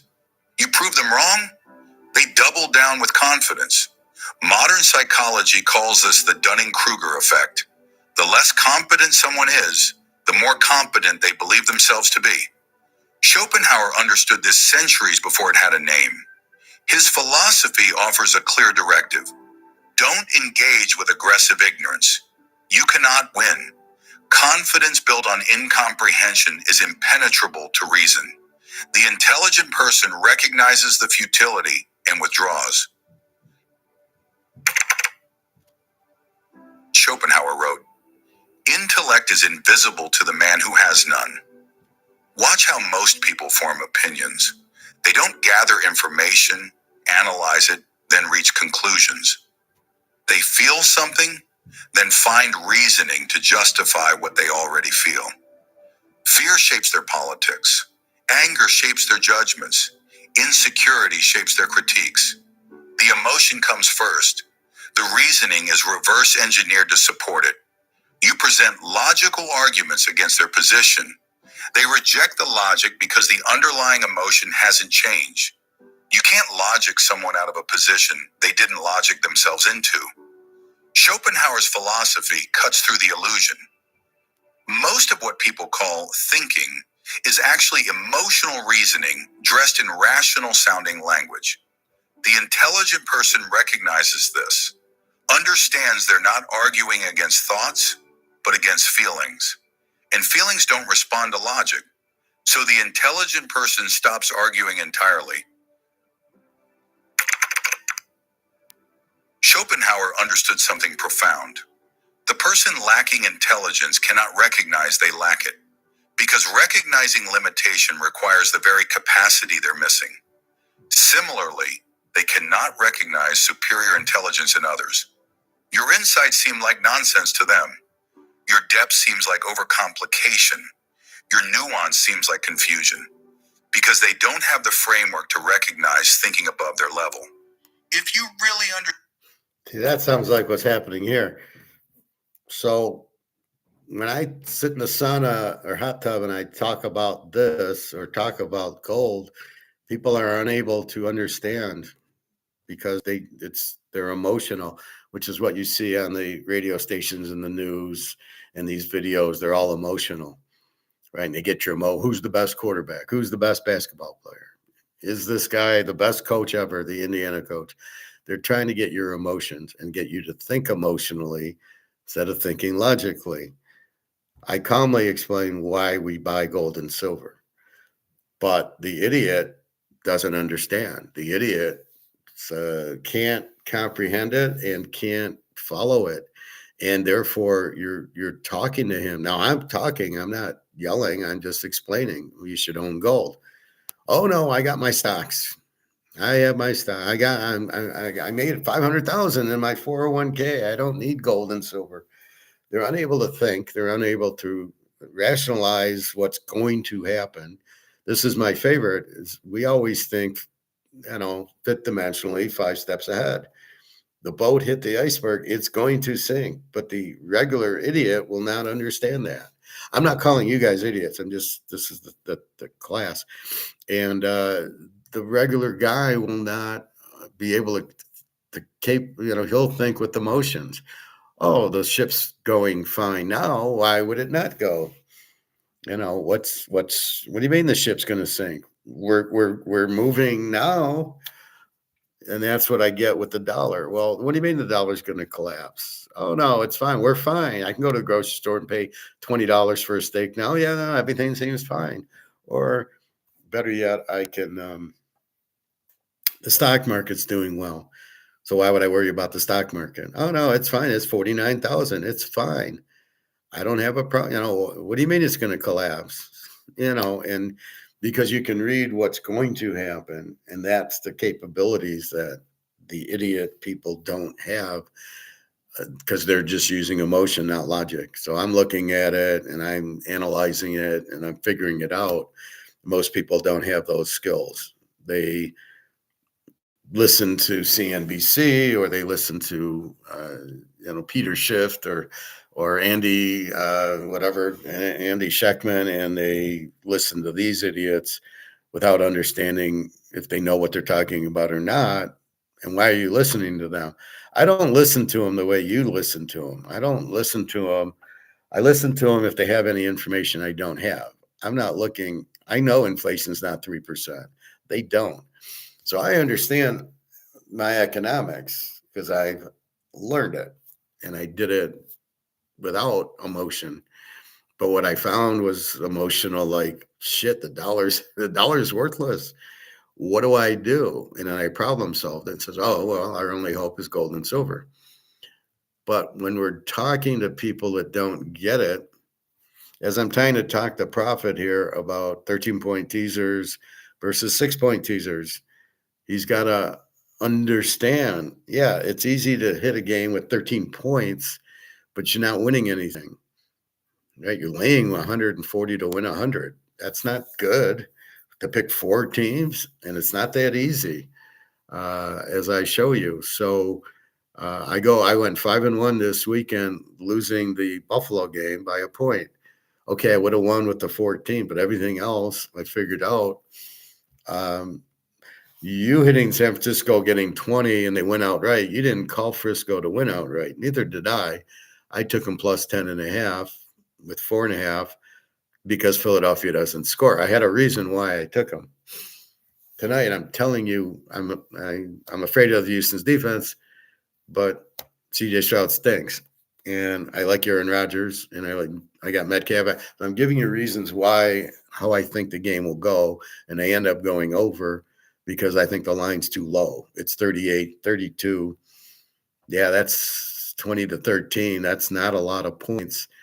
CJ Stroud should be able to get something. They gave up 20 to Oakland, so yeah, Pittsburgh should score. It should be like the Baltimore games. It'll be a little higher scoring. Pitt's defense isn't that great. Houston's is, but they don't have the quarterback. So you're trying to problem solve the game, but you can't talk to people that don't problem solve, right? What do I see? I have that one idiot who said, your pick cost me money. So one pick that I lost on cost him money, but he can't see the picture of, well, how about the other picks that made you money? Where are you for that? So what is your point? Your picks cost me money. Assuming I pick 100%, which I never claim, and it's impossibility. You can't do that. So therefore, how do you have a conversation with a guy like that? Some people don't get it. You tell people certain things and they don't get it. You can't talk to them because they don't know how to think. They don't understand.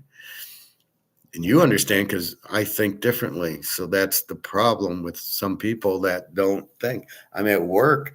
My manager doesn't get me at all because I'm a problem solver. You're giving me bullshit to do. Give me high level stuff. That's what that's what I'm worth. And you don't want to give it to me, and it's just, then we always have like, well, you're giving me remedial stuff. I don't care about this. Anyway, that's my problem at work. The managers aren't anywhere near my level, and therefore it's very difficult for me. So I'm better off just watching gold and silver go up and picking football games. But that I can do on my own, and I can figure out the games. So that's what you're doing. So the people that don't think, who are, as we're calling them, idiots, that's our problem. They're emotional based. I've got 500 grand in the stock market. Why would I sell it to buy gold? I don't know what gold is. I don't trust gold, but look, my stocks keep going up. So just as I explained in the Indiana-Miami game, do you think Indiana is going to score another 50 points on Miami on that defense and get pick sixes and fumble returns and block punts? Do you think that's going to happen again? Didn't happen in the Ohio State game. It probably won't happen here. So that's what you're kind of looking at. Will Indiana get all these turnovers and score another 50 points? Well, it's highly unlikely that they'll do that again. But dealing with the idiots, you're dealing with emotion, and that's the problem. All right, we'll play a little bit more. Understood it, you could explain it simply. This phrase, weaponized by the intellectually limited, blames the intelligent person for the listener's incomprehension. Sometimes complexity is irreducible. Sometimes simplification destroys essential truth. Sometimes the limitation is in the receiver, not the transmitter. Schopenhauer's philosophy here is about letting go of a particular suffering, the need for validation from those who cannot recognize value.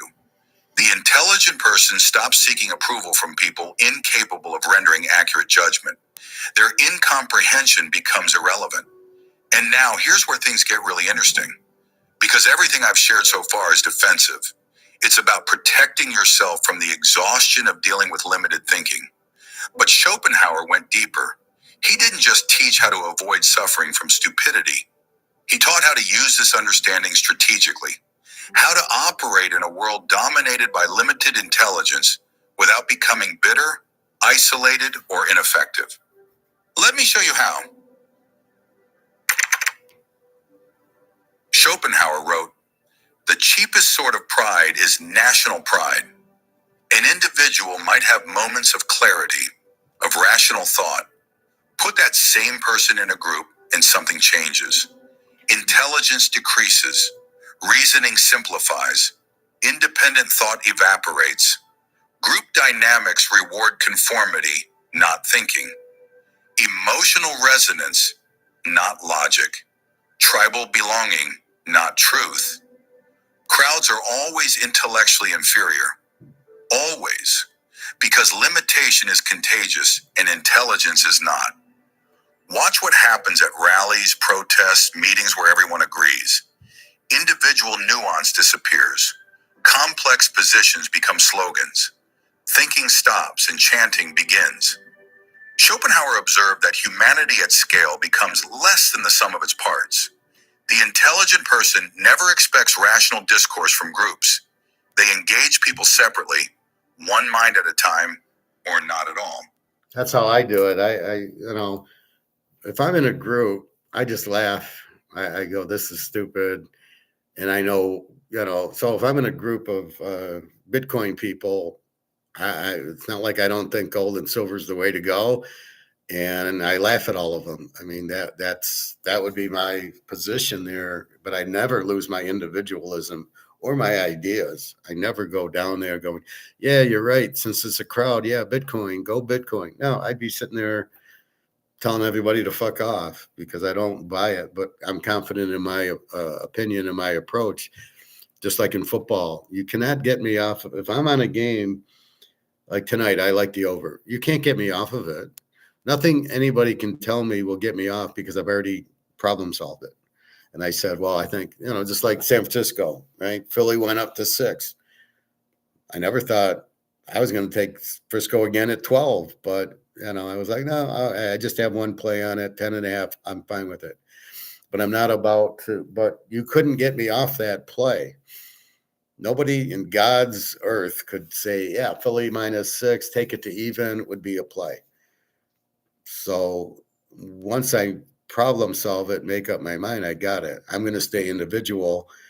And I think that's why I kind of don't like people too much or don't like crowds too much, because I don't want to hear the opinions. I know what's right and I know what I'm thinking. And you're not going to get me off my thought. Now, you can get me off of it before I conclude. So as I'm analyzing the game, like Buffalo and Denver, as I'm analyzing it, you can make your opinion. And okay, I look at it. But at the end of the day, once I choose, Denver's a home dog, I'm taking them. You cannot get me to bet Buffalo. That won't happen. And if I'm in a group and everybody's Buffalo, I'll just laugh at them. I won't laugh at them to their face, but I'll just know I'll stay individual. And that's a very strong thing that I can do that most people can't. They're weak. They need people. They need a group. They need somebody to tell them what to do, not me. But that's why I'm a good handicapper. And that's why I tell you about gold and silver. I never got off of telling you gold and silver is the way to go. And now I'm finally showing you what happened. And it's finally doing what I thought would happen 5 years ago, but you stick with it. You know it was limited. You know you can't inflate it. You know it's money. You know the dollar's collapsing.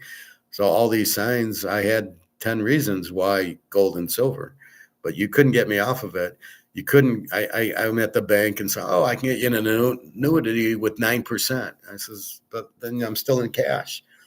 This is a financial planner type who happened to come over because I was withdrawing money to buy gold and silver. And he said, well, I can put you in on an annuity and 9%. I'm like, but the whole focus is to get out of this and get into this. The whole point is to get out of this. So if I'm in an annuity, I'm still in this and I'm still not in this. So why do I want to still be in this? I don't. I want to be out of this. So once you understand that's the focus, so some idiot comes up to you and wants you in an annuity, which you're still in paper, 9% of nothing is still nothing. 500,000 in stocks is still nothing. It's 500,000 monopoly money that doesn't do shit for you. That's losing value every day. But I can get out of it into gold and silver. I can still use it to get into gold and silver. And that's the point. But you have to be strong in your beliefs and you have to be open to think to figure it out. And you don't want to be an idiot who just goes by emotion, who says, well, I got 500,000. I'm happy. I got 500 grand. And you're like, this is the problem. You might have 500 grand, but it's not worth anything because it's in dollars. So understand the fundamental. But you're never going to get me off of it. Oh, yeah, let me sell my gold and buy stocks. Or let me buy Bitcoin. Oh, you guys with the Bitcoin. I bought it at 2 cents and now it's 100,000. And I'd say sell it. If you were smart enough to buy it at 2, or not smart enough, but emotionally enough to buy it at 2, because you would never, intelligence would never have bought Bitcoin. That's why I don't buy it. It's not backed by anything. It's not even real. It's not real money. You can't see it. And it's it shouldn't never be 100,000, but it is for ear. Well, we've seen all the Ponzi schemes, so that's fine. So I avoid Ponzi schemes. So there was nothing that would ever make me have bought Bitcoin unless I had a time machine and I could see, hey, it's going to go to 100,000. And then I can sell it. Maybe I can sell it. I don't know if you could sell it and then bring it to the bank and how much tax you'd have to pay. But I had a time machine with gold and silver where I knew what was going to happen. My only time machine wish was to go back to 1955 and buy some Mano rookie cards, which I know were 1952, but they'd still be cheap in 1955. Although I don't know if you traveled back in time how that would work, because my money is going to be, let's say I got $2010 bills. How am I going to spend them in 1955 at the McFly Ranch? How am I going to use that money and where am I going to get 1950 money? I couldn't take a 1965 Mano there and sell it. And, so even if I took 100 grand or 10 grand, it wouldn't be, I don't know how I would give them the money, how they would take it. So you'd be fucked back then. Anyway, let's go to a different one. I think we got the idea. That's how intelligent people, we realize that they're not connected with us. There was one that was good. Was it here? Actually receive, then move on. You're in a conversation with someone who can't grasp what you're saying. Let's try this. Not because your explanation is unclear, but because they fundamentally lack the capacity to understand. You simplify. You use analogies. You try different approaches. They nod. They agree. They seem engaged. But moments later, they've completely missed the point.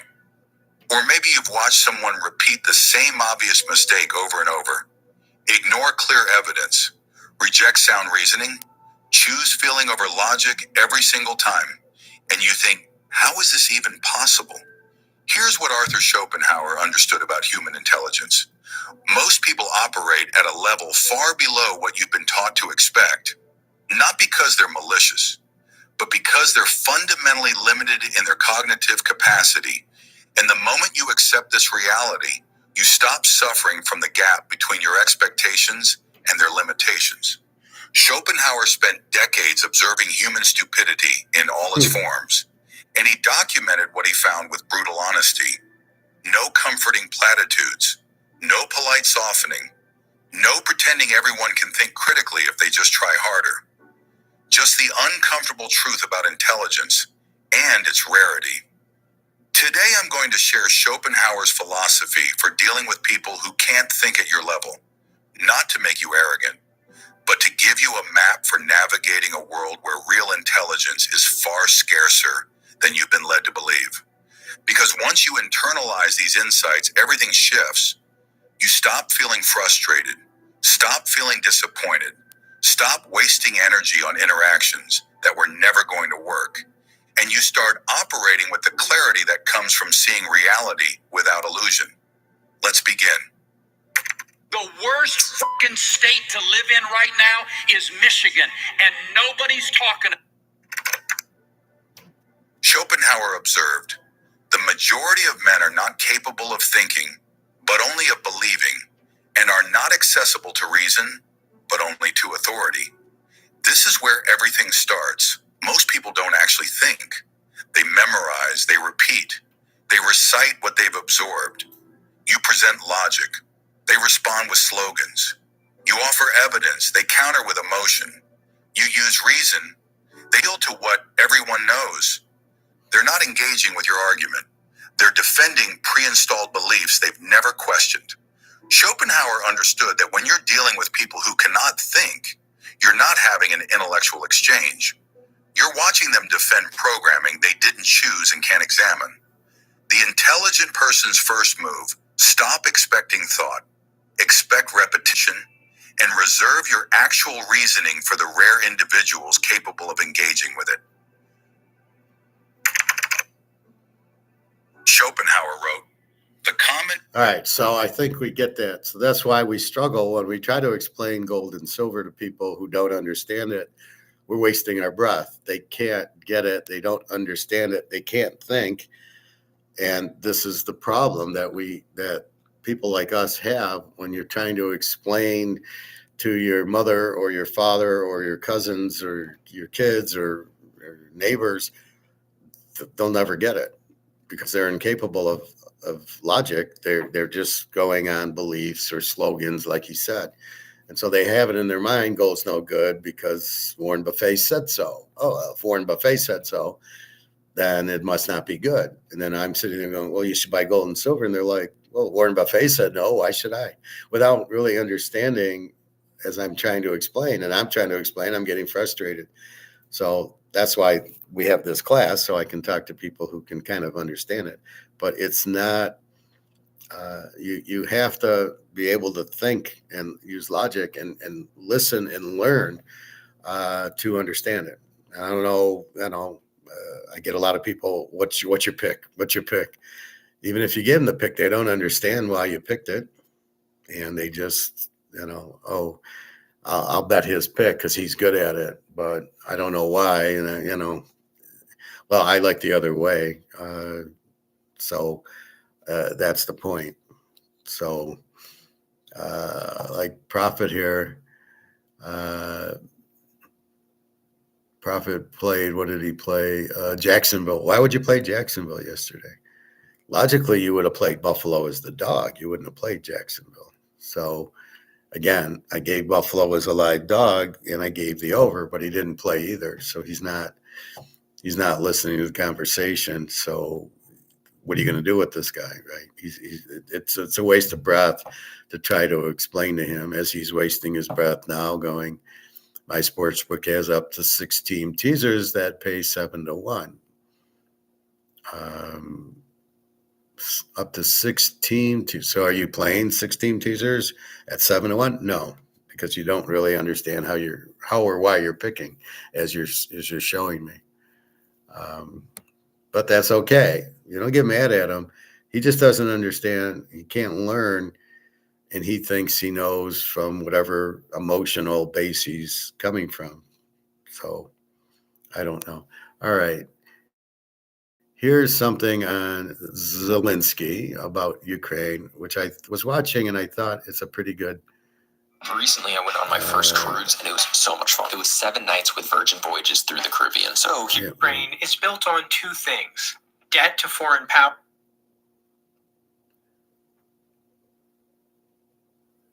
Completely fictional.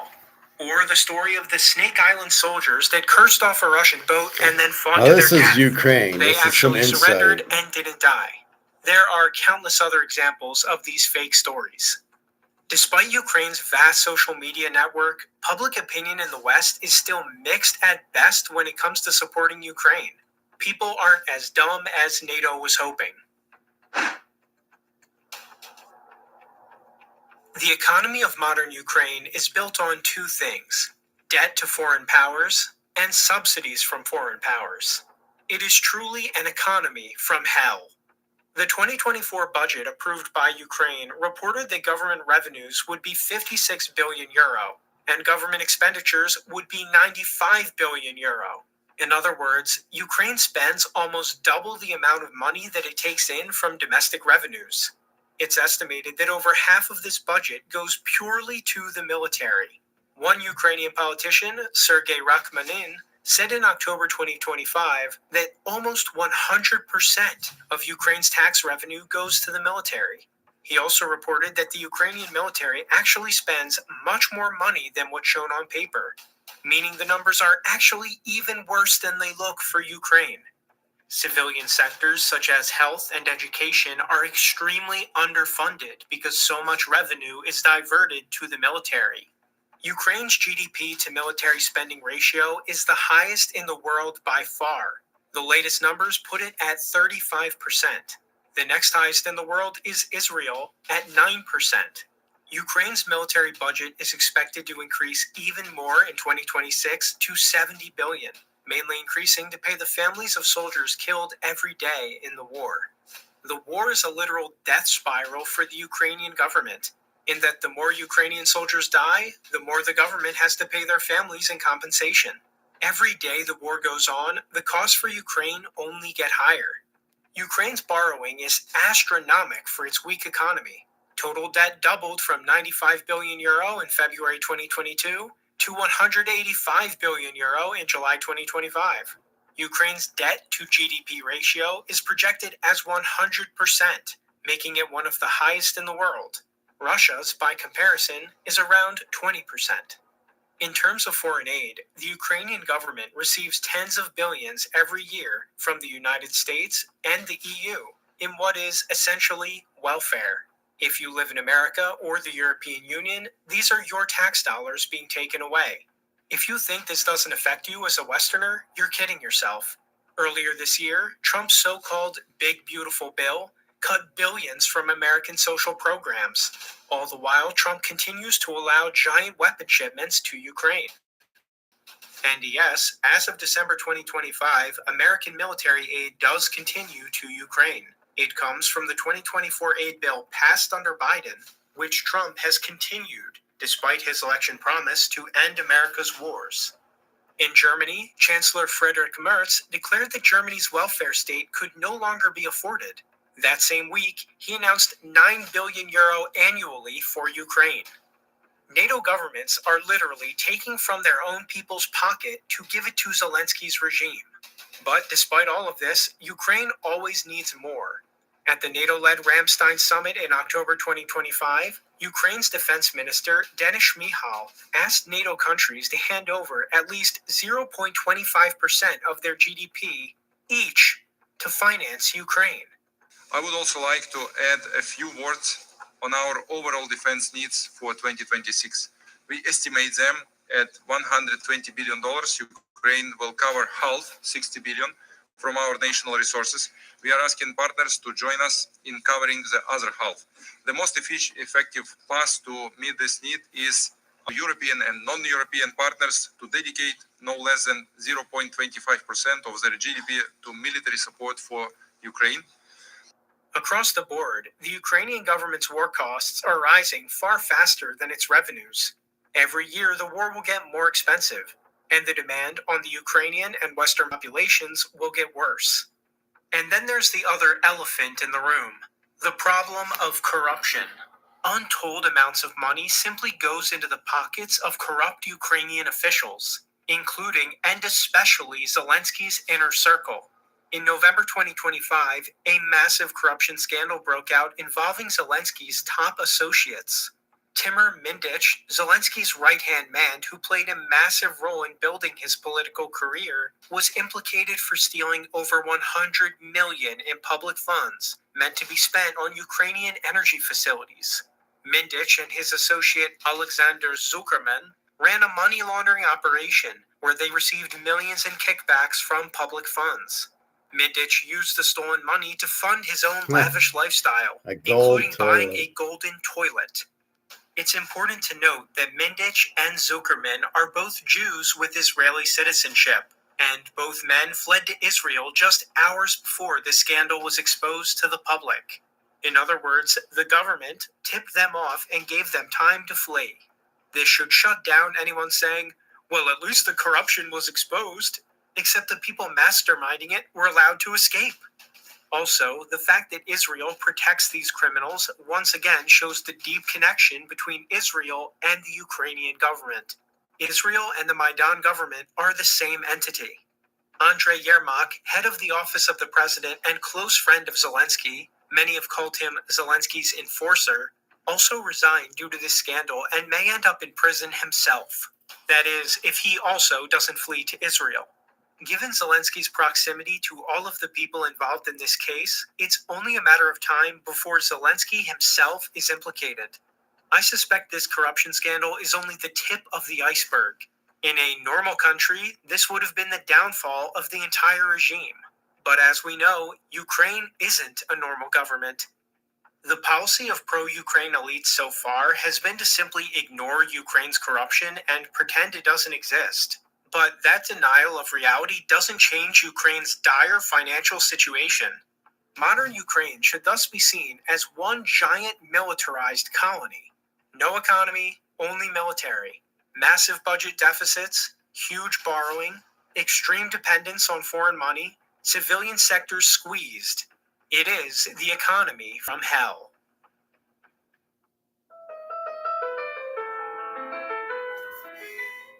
I just wanted to show you that. Sound familiar? Yeah, we're big debt. Everything goes to the military. I don't really understand why they keep giving money to the Ukraine when the war is basically over. They don't have soldiers. My only conclusion is it's all a Ponzi scheme. It's all fixing. They keep asking for money for the military, of which what? They're not buying weapons. They can't even get weapons. And then there's no soldiers to fight. I hear they're trying to do a coup. Some of the Ukrainians are trying to take out the government in the coup, which normally happens when you fuck the people over. They don't like it.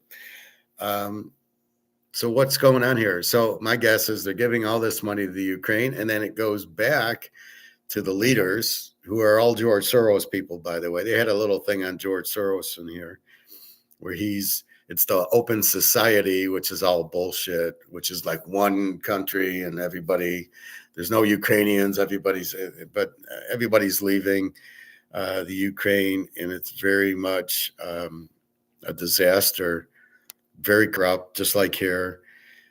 So my guess is that when these other leaders give them money, they get kickbacks. Now, why they don't just steal it from their own country instead of giving it to the Ukraine is a mystery to me. I mean, just do what we do in the U.S. They just print money and they steal it right out, right from the Fed. Okay, print money, give it to me. So why they have to give it to the Ukraine to then money launder it, I don't know. The defense contractors seem to get a lot of it. For what and who's in charge? George Soros. So he's behind all this crap. And this is the George Soros world we're living in, where there's open borders and migrants and no national things. It's a real terrible thing. Let me find that clip.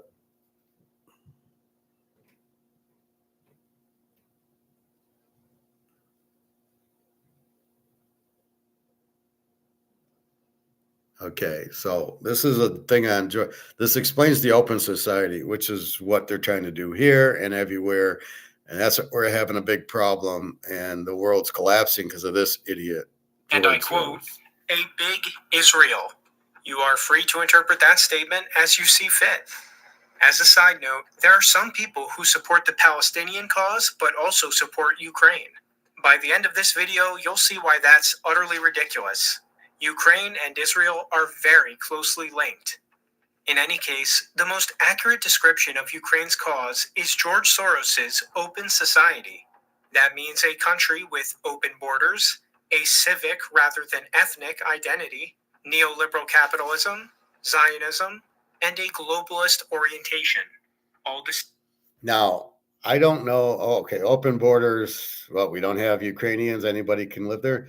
Civic identity. I don't know what that means. Neoliberal capitalism. What is that? I know capitalism.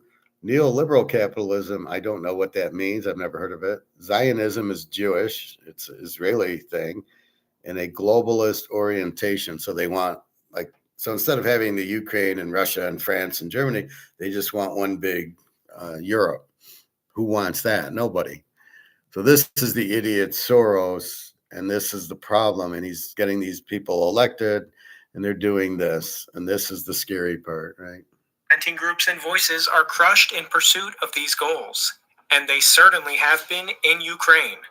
The Soros Foundation and its supporters openly brag about how much influence they have over Ukraine. I set up the foundation in Ukraine in 1990. One of the things that the foundation did gave a lot of scholarships, and the maturity of civil society 25 years later is to a large extent the work of the foundation.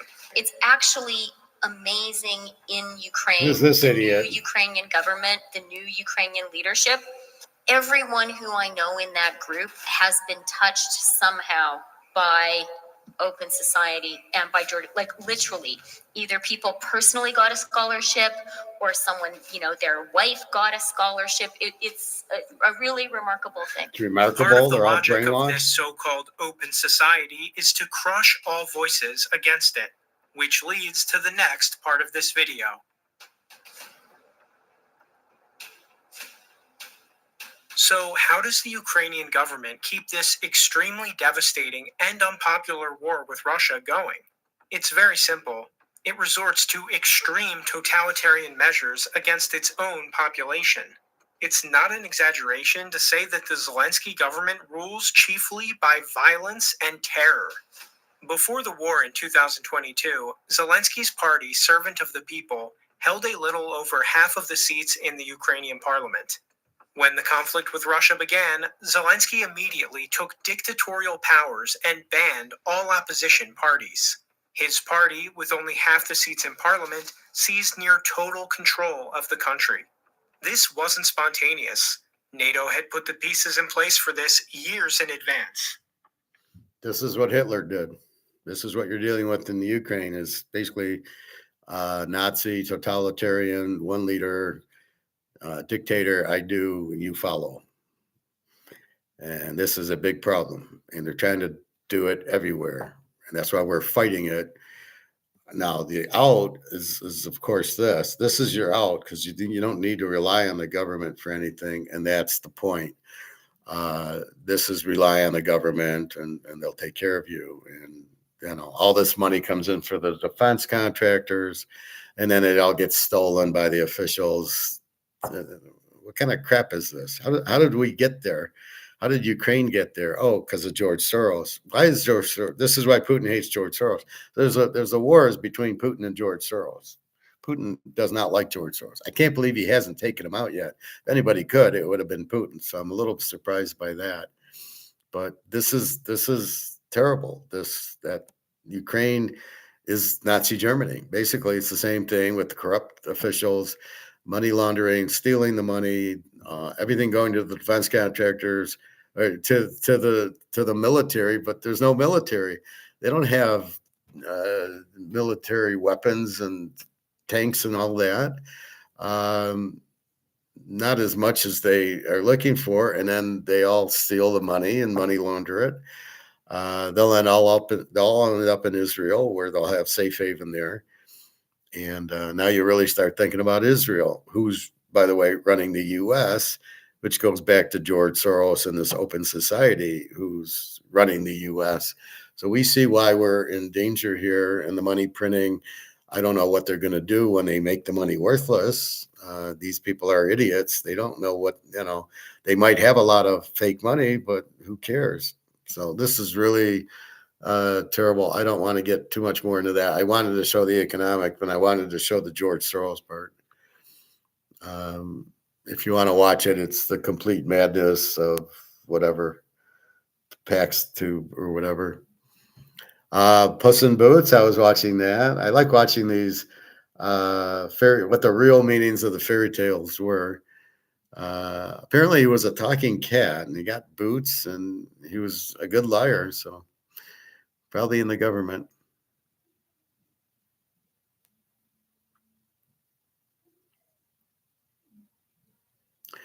Anyway, I think that's it. I think we watched this one, the end of critical thinking.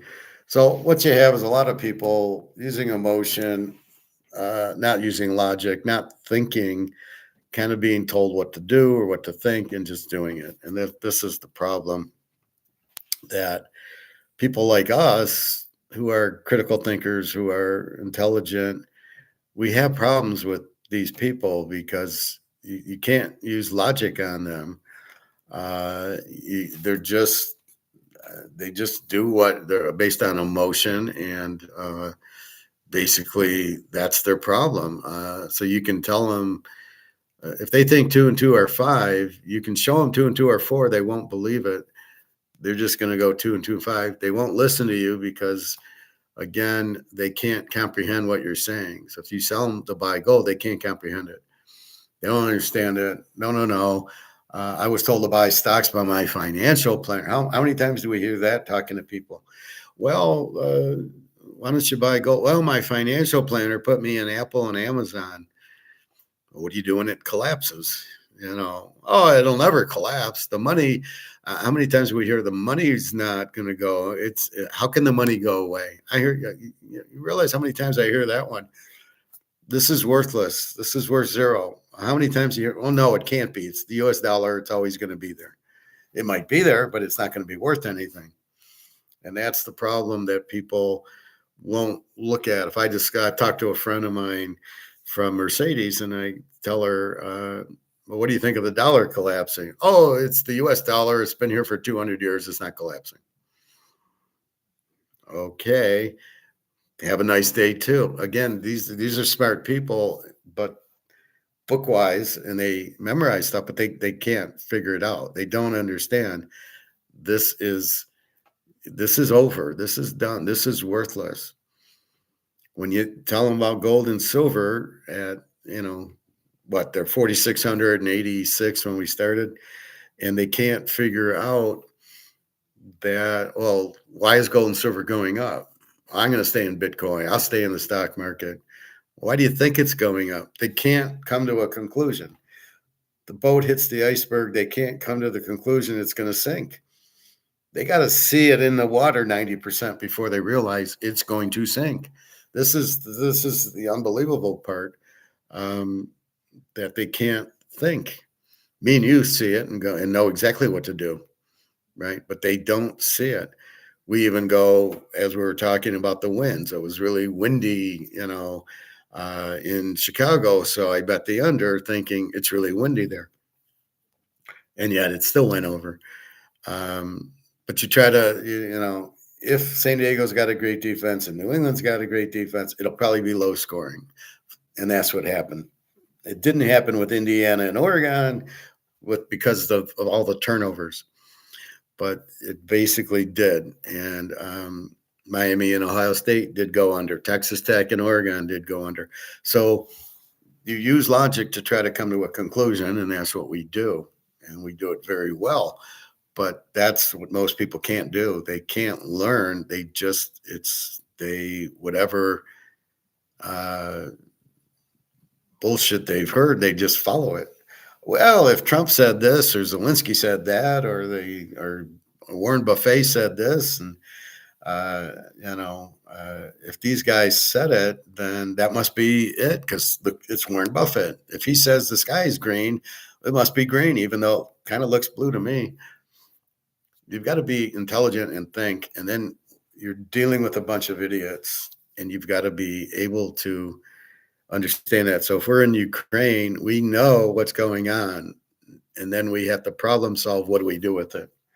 So we know it's corrupt. We know they're getting all this money. They're getting, they're spending $100 billion, and the revenue is $50 billion. Well, how can you survive spending $100 billion if you only have $50 billion in revenue? Oh, by the way, who's doing that? Oh, yeah, the US. We're spending more than we have. And when we need more money, we print more money. And nobody thinks that's a problem. We have a $39 trillion debt. Nobody thinks that's a problem. Oh, that's fine. Barely an inconvenience. We'll just print more because you know what? We can print as much as we want and it won't hurt the value of the money at all. This is what Jim Rickard says. Oh, it won't hurt the money. And I hate quoting people, but only when it's to our benefit. We can print as much as I want because it's the reserve currency. No, you can't, moron. It makes the value of the dollar worthless. So if you critically can understand that, now everybody listening to him doesn't critically think and they go, oh, we can print as much as we want. And then he says that, and then people don't worry about it. Well, yeah, but I have 500K in my 401k, but I'm not going to worry about it because Jim Rickard said we can print as much as we want and it's fine.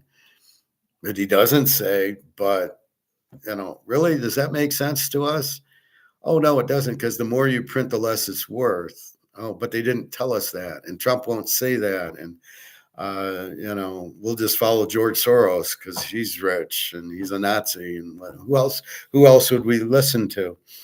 And that's really the problem is you've got to understand, but it's hard to explain to people who don't want to listen. And I guess that's the best way to say it. And that's our frustration. So when I give you football picks, I don't want you to just take my pick because I picked it. I want you to understand why I picked it. That's why, but it's a service. So you do have to pay for it to understand it. That's why I give a free pick and I explain the free pick. So you get an idea of why we picked the free pick. Green Bay +7 was the free pick this week and it won. Because they were the underdog against the Bears. They were the better team against the Bears. The Bears went on a miracle at the end, but they won. But I went into why I think that. Did I give a score? No, I didn't give a score. But that's what you're looking at is you want to understand what you're doing and why. And all the co-issues, what if I do that? What if I buy Apple? Could it go down? What if something happens? Oh, these AI stocks. Well, what if AI goes bad? AI is a prime example of getting us not to think. Well, I'll do it for you. Just go AI, what happened here? And it'll come up. And I'll have AI create this and AI create that. And when I do it, but I'm not thinking, AI is thinking for me. That's probably the thing. I get an email from one of the gentlemen here, and he says about control, and I just, that's why we have gold and silver. That's why we try to control. We control everything. Here, it's an open forum, and I'm just giving you ideas and thoughts and teaching you stuff that you should have an O mind and try to learn, not not just agree with. I don't want you to agree with me. I want you to learn and understand why I'm telling you this. You're getting a master's class in economics. You should learn from it. Now you can listen to what I say, and then that's fine. But that's why I'm doing it. And same thing with gold and silver. I explain why. It's not a difficult concept. The money's worthless, and the only money you can get into is gold and silver. Okay, you should be able to explain that, but at least it gets you out of the stock market before it crashes. That's what I'm trying to do. Get you out of the market before it crashes, get you out of the banks before the dollar goes out, get you out of Bitcoin before that collapses. Everything in the dollar is collapsing because it's not worth anything. That's the concept I'm trying to teach. And then can you understand that? Or as they said, you can't understand that. You just are emotional and you just go and you just repeat what I say. So when you talk to your friends, you can't really explain it. You can just say, well, yeah, the professor said to buy gold and silver. Well, then your friends goes, why? And you don't really know. Well, you're just repossessing or refurbishing what I said, but you got to understand it because it can't be printed. You can't inflate it and the dollar's worthless. That's the reason. So I try to hammer that. But anyway, that's it helps us because now we realize when we talk to people that most of them are idiots and they couldn't get what we're trying to say. we're up here and they're down there, and hey, buy gold. I don't know what that means. So I think that's part of it. All right, let's look at our gold and see where we're at.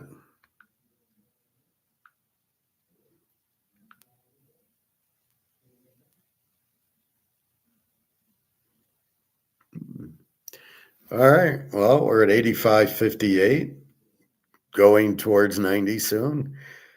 Gold at 46.18. It got to 46.30. Not too bad of a 10 o'clock drop. And now we're hanging in there. So once we get past noon, we should be going up. 86.16. Look at in the 5 seconds I've shown this, it just went from 85.50 to 86.16. Huge demand. Why is it this high? So ask the question, why is silver 86.11? And is it too high? Well, the demand. So when you have an item and the demand is high and the supply is low, means more people want it than there is. And if more people want it, they'll bid the price up because they want it. They wants it. It's my precious.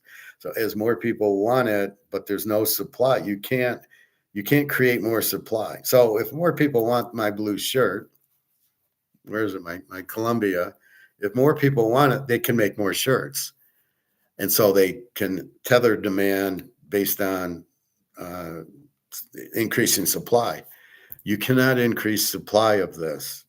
So if we understand that properly, if 20 people want this coin, the price has to go up because they're going to bid it up. They want it. They have to have it. So the price is going to go higher and higher and higher. And that's what happens. So that's what's happening with gold and silver.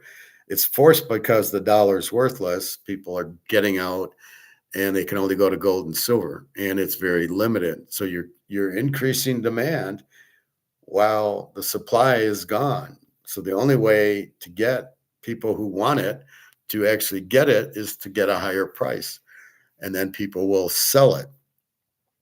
And people mistakenly will sell this, and then, oh, I can get $100 for it, and I paid $50. Oh, goody. Yeah, but you're getting dollars. You're getting this shit, which you don't want. Now, here's an example I talked about yesterday. I bought this at $30 an ounce, so $60 because this is a 2-ouncer, right? A big thing. So let's say it was an ounce and I paid 30, and now it's 86. If I sold it at, let's say 50, 50 is the all-time high. I'm going to sell it at 50. Now it's at 86. I just cost myself $36 an ounce by selling this at 50. That's why you don't profit take, because this isn't anywhere near its high. The real value of this, as I say, is at least 10 times the paper value because they're using all these options and derivatives. So the opportunity of selling it at 86 is I don't have it when it hits 800. When it hits 1,000, I've sold it. Oops, and I can't get it back. So that's why you don't profit take, because it's not near its top. It's not overvalued. So you got an $86 silver that's going to go to 1,000. Why would you profit take? You've lost going from 80 to 100 to 500 to 1,000. That's a big loss, and that's where we're headed. So that's why no profit taking. If you, like I said, if you need to sell an ounce for something, you need to sell an ounce for an expense, or you want to buy a house or a car, well, then that's fine. I'm not saying you can't sell any of it, but if you have 100 ounces of silver, I wouldn't be selling more than 5 or 10 ounces of it. Keep the bulk of it as the price goes up. That's why we hold it, because it's not at its high. So when you buy Amazon stock and the value of the stock's 100 and the stock, the value of the company is $100 per share, and then now it's up to 200. That's why you sell it, because it's too high. It's only worth 100, even though the stock price is 200. The stock price isn't the value of the company. The value of the company is the financial statements. These are the assets we have. These are the expenses we have. Here's how much income we're making. Here's how much our expenses are. Our net income is X. Well, if our net income is X, That's the value of the company divided by shares outstanding. All right, it's worth $100. So why would I pay 200 for it? It's only worth 100. But you don't have that in this. It's silver. It's not like, oh, the value of silver is really only 20 and look, it's up to 86. No, the value of silver is much, much higher in the physical universe. So we're talking physical silver, not paper. So once you realize that the physical silver is worth much more, why would you sell it? It's not like a stock. People are treating it like a stock. Oh, profit taking. No, you never profit take. You just keep watching the value go up and up and up and up. Why would you profit take it? No, there's no point. You would never do it. Now, like I said, you might sell an ounce or two because you have some expense to pay, and great. But really, that's not the point. You're not. You're just holding it, watching the price go up, and the price is nowhere near what it's really worth. 86 is not what it's really worth. It's really worth 1,000, let's say, and even more, probably more. That's what I don't understand about Alligator McLeod sitting there going, well, it's not silver going up, it's the dollar going down. The dollar can't go down. It's zero. So no, this is based on demand of bricks and all these companies that are forcing the price up. Just like this. This isn't going up because the dollar's going down. This is going up because of demand. It takes more dollars to buy it, so that's part of it. But how do you get to the final money? How do you get to silver at 50, 100, 500? That's demand pushing the price up, not the dollar. Where can the dollar go? It's at zero. So where is it going to go negative? I mean, I don't understand when people make such stupid comments. He's just dead wrong. I'd love to talk to the guy. I'd put him in order, but he's wrong. It's not that gold goes up and doesn't go up in value. That's the stupidest comment I've ever heard. It's exactly. Now, yes, you need more dollars to buy the gold, but to determine the price of the gold, the value of the gold is done by the market. And then it's going to take you more dollars because the dollar's not worth anything. But we don't know what that number is. So as gold becomes more and more valuable, that's it. But that's exactly what's happening.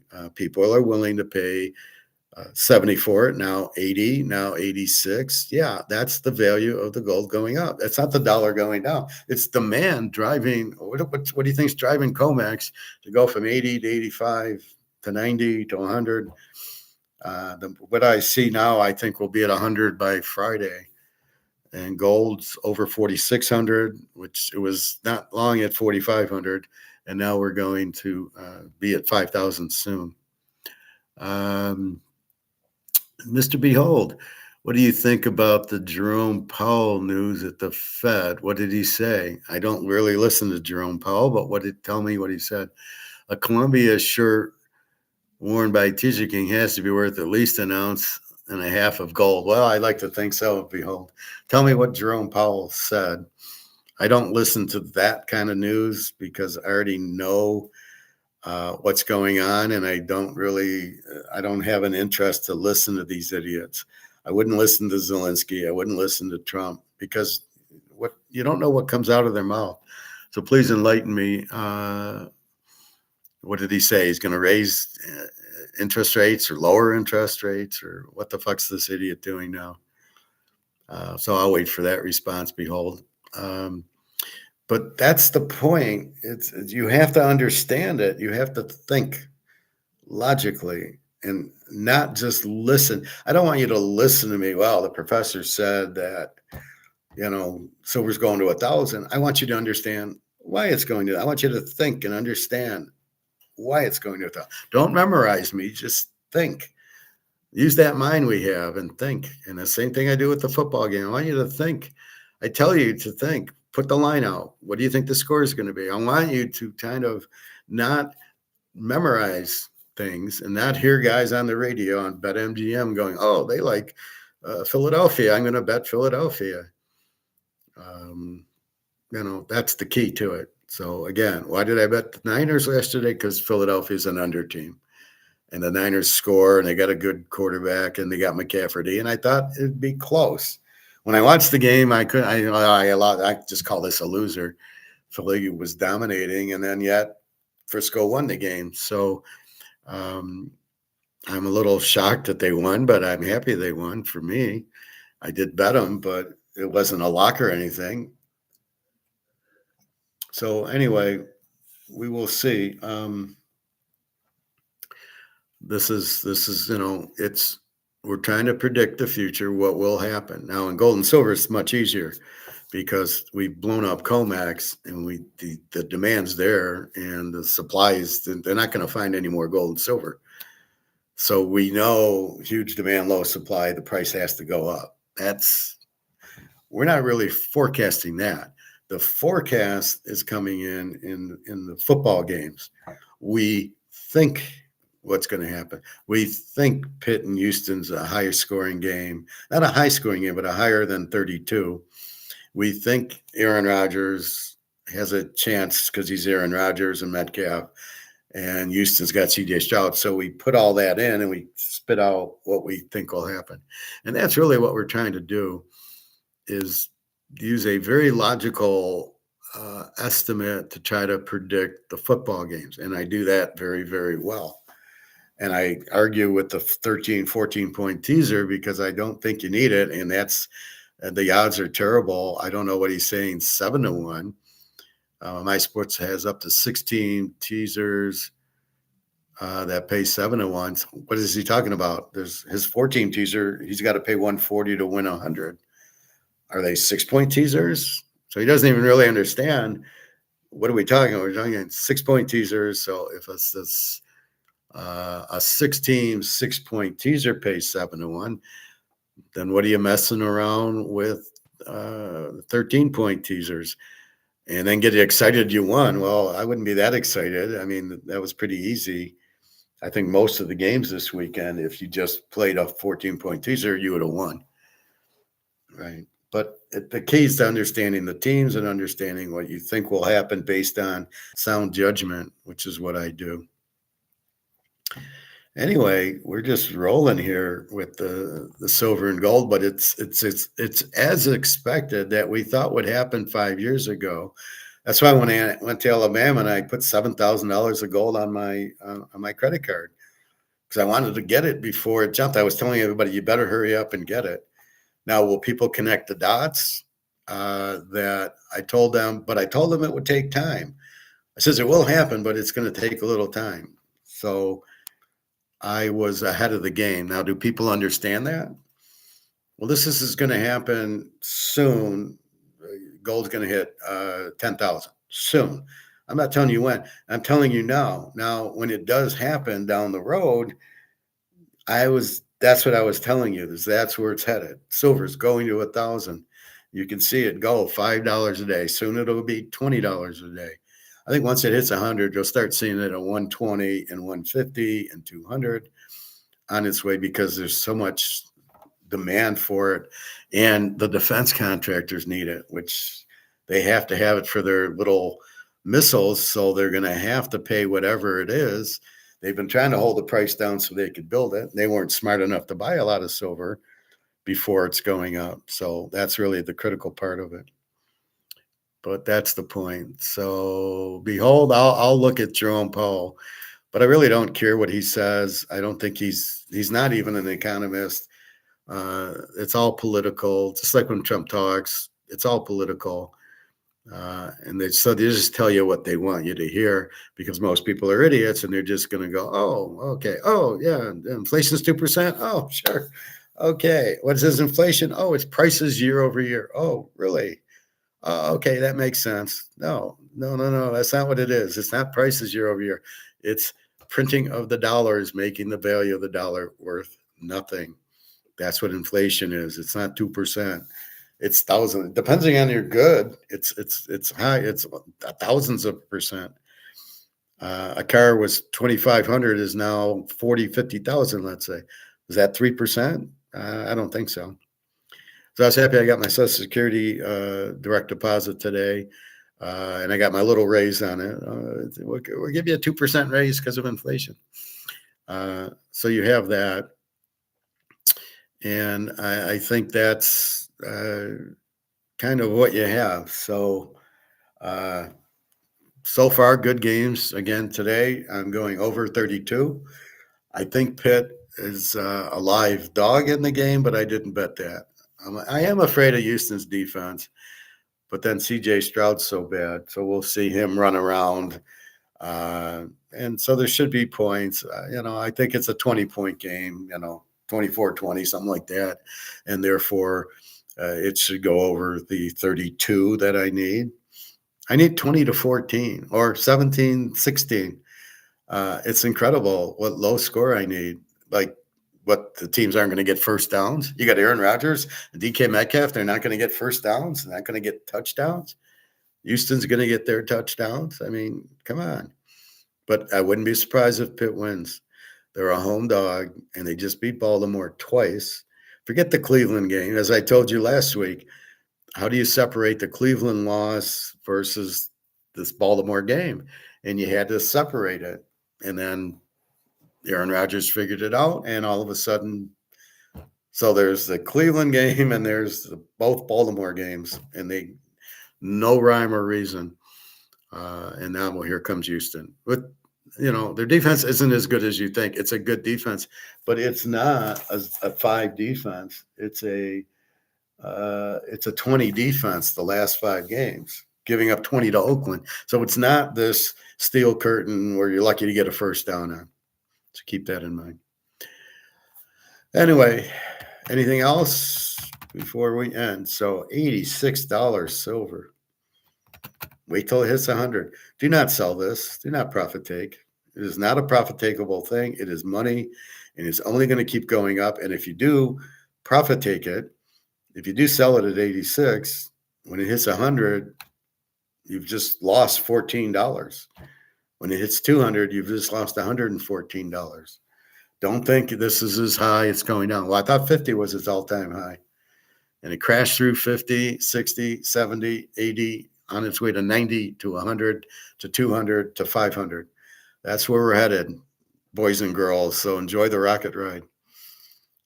So anyway, that's what's going on. So I think we've covered football. I think we've covered gold, the idiots, Ukraine.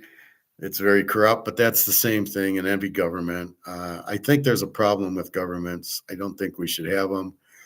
I think everybody as individuals is okay. There's a few things you need the country to do, which is what I keep telling you, which is have low taxes, have free trade, have a rule of law, have gold-backed currency, and good communications. If you have that with a limited government, you're supposed to have a limited government. I got to find that page. But that's the other key, is very limited government, because the government, how do you pay for it, right? So we have a million people in the government. How do we pay these people? And then we got to give them pensions. And then they, and then they go out and go to dinner. We got to pay for that. How do we pay for this? We don't have enough money to pay for it. So if you make $5,000, you better not spend 10. You better spend 4 and save 1,000. And that's the problem with government. They don't produce any revenue. They spend more than they got, and then let's tax the people to make up the difference, or we're going to steal some. We'll print money for ourselves, and it's a nightmare. It's a terrible system. We need to get rid of it. We need to be on gold-backed currency. You must have that. So I don't know. My advice is buy as much gold and silver as you can afford. If you can't afford ounces of gold because it's 4,600, buy quarter ounces, buy 1/10 of an ounce. Although that's all getting more and more expensive. And then here comes silver, now at $87. Buy what you can. I remember I used to not play poker because I'd take my 300 to play poker, and I said, you know what? I'm going to go buy 10 ounces of silver for the $300. There's no risk, and it's much better. And this is what I've done. And like I went and played poker New Year's Eve, and I won $35 or something like that.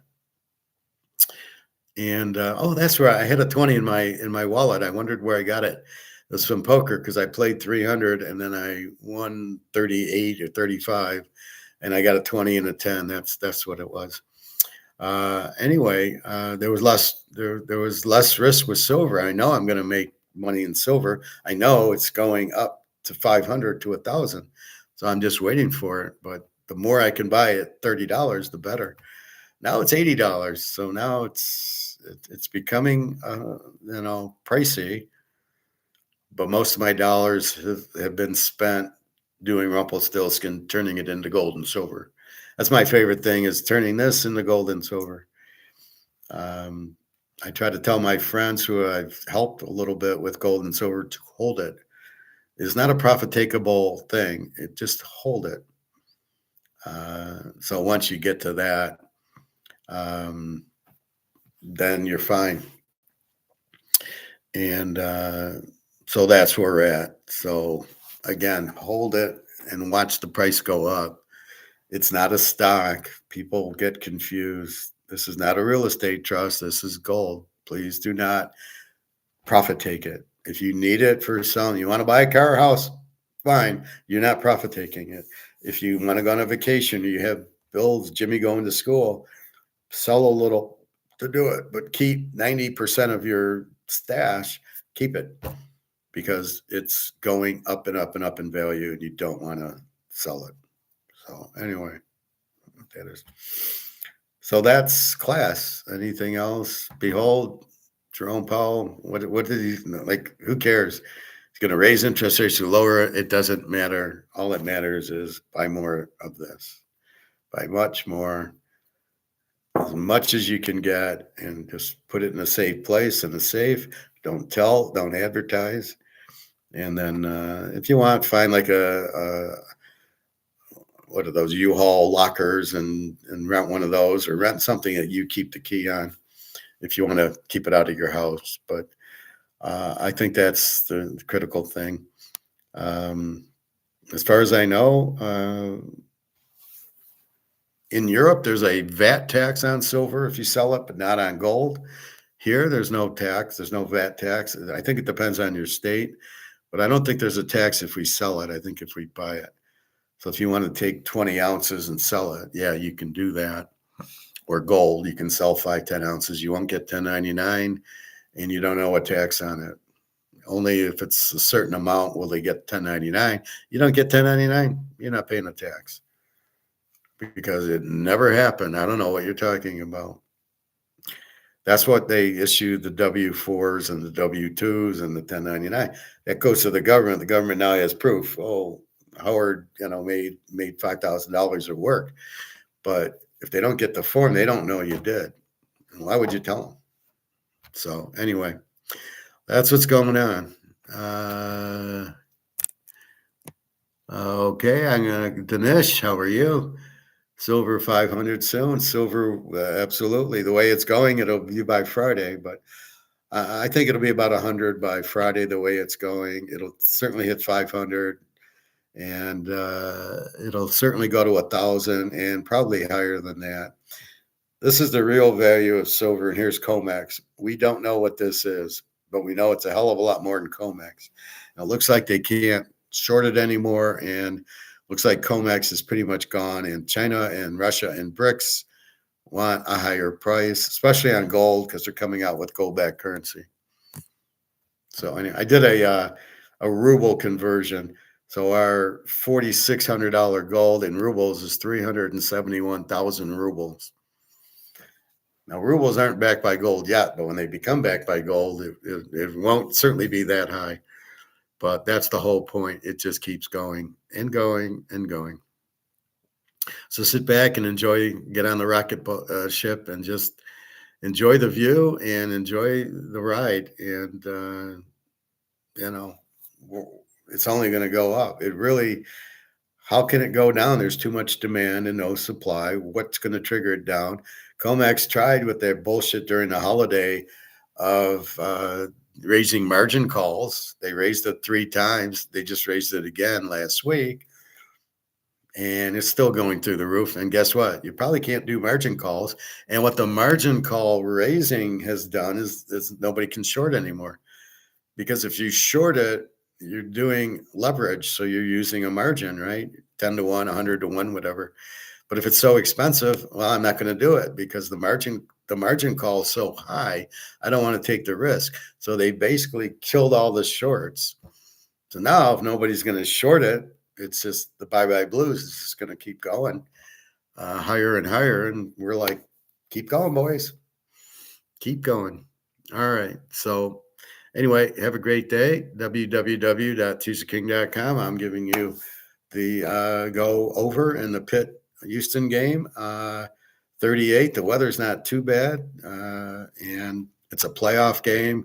And what tends to happen is they start out kind of slow, and then second half, the shit hits the fan because they don't want to lose, and they start throwing the ball more and more touchdowns. And you got Aaron Rodgers. And in our case, we only need 32 points. It's like a joke. And again, I'm being individual by going, everybody would be betting under because it's 38, it's Houston, let's go under with their great defense. And Pitt, Aaron Rodgers, he's all old. These are idiots talking. So we ignore the idiots and go, yeah, it's Aaron Rodgers and DK Metcalf. They're not going to go out without a fight. Look what they did against Baltimore. Look at they beat Detroit, right? They had no business beating Detroit, and they beat them. And it just shows you. But when Detroit needed it at the end, they were moving the ball right down the field. So I think that's what Houston's going to do. Even though it's C.J. Stroud and he stinks, he's got a few touchdowns in him. But look for Aaron Rodgers to score if we need it, and it'll be a nice ending. But I think as little as we need, it's not going to be 0-0 at half. It'll probably be about a 20-point game. I was watching the Buffalo game. It was 10-7 at half, and I said, well, I need 4 touchdowns. And in the fourth quarter, I got 4 touchdowns. So that's what you have. Anyway, have a good day. Enjoy the gold and silver running up. It's going to keep running and running and running. Do not profit take. Unless you need a bill paid, then you can profit take a little if you just need a little bit. But be careful, because the more you sell, you can't get it back. So if you sell an ounce of gold at 4,600 now, just be careful with it, because you can't really get it back. And when it goes up, you'll have lost money. I sold it at 4,600. Now it's at 6,000. Now it's at 7,000. Oh shit, but I sold it at 46. So you're losing money by selling it. It's not a profit-taking situation. It's getting out before you should. So be very careful with that. All right. I am fasting today. Jenna said I got a double chin, so I'm trying to work on that. I've had a lot of desserts. Thanksgiving, I had a pumpkin pie, and Christmas, I had a chocolate cream pie and some ice cream, and I ate terribly. But in the back of my mind, I know I just do a 4-day fast and everything resets. So I'm doing my fast. I started last night, had an omelet, had a little chicken thigh, and so now I'm in day 1, starting at 7:00. So I'm planning on going today, tomorrow, and probably eating on Wednesday night, which will be a good 72 hours. So I'd like to get into the 60s. It's really, today's the hard day. You have lots of water and coffee and tea. You have no food, and you just ignore it. I can't eat today. And once you get to night, you're happy because you're going, oh, good, I get 12 more hours because I'm going to go sleep. And by the time I get up, and then tomorrow you just do it again, and you're less hungry tomorrow. And really what happens is your body eats all your fat because your body's still looking for energy. So the body needs energy. The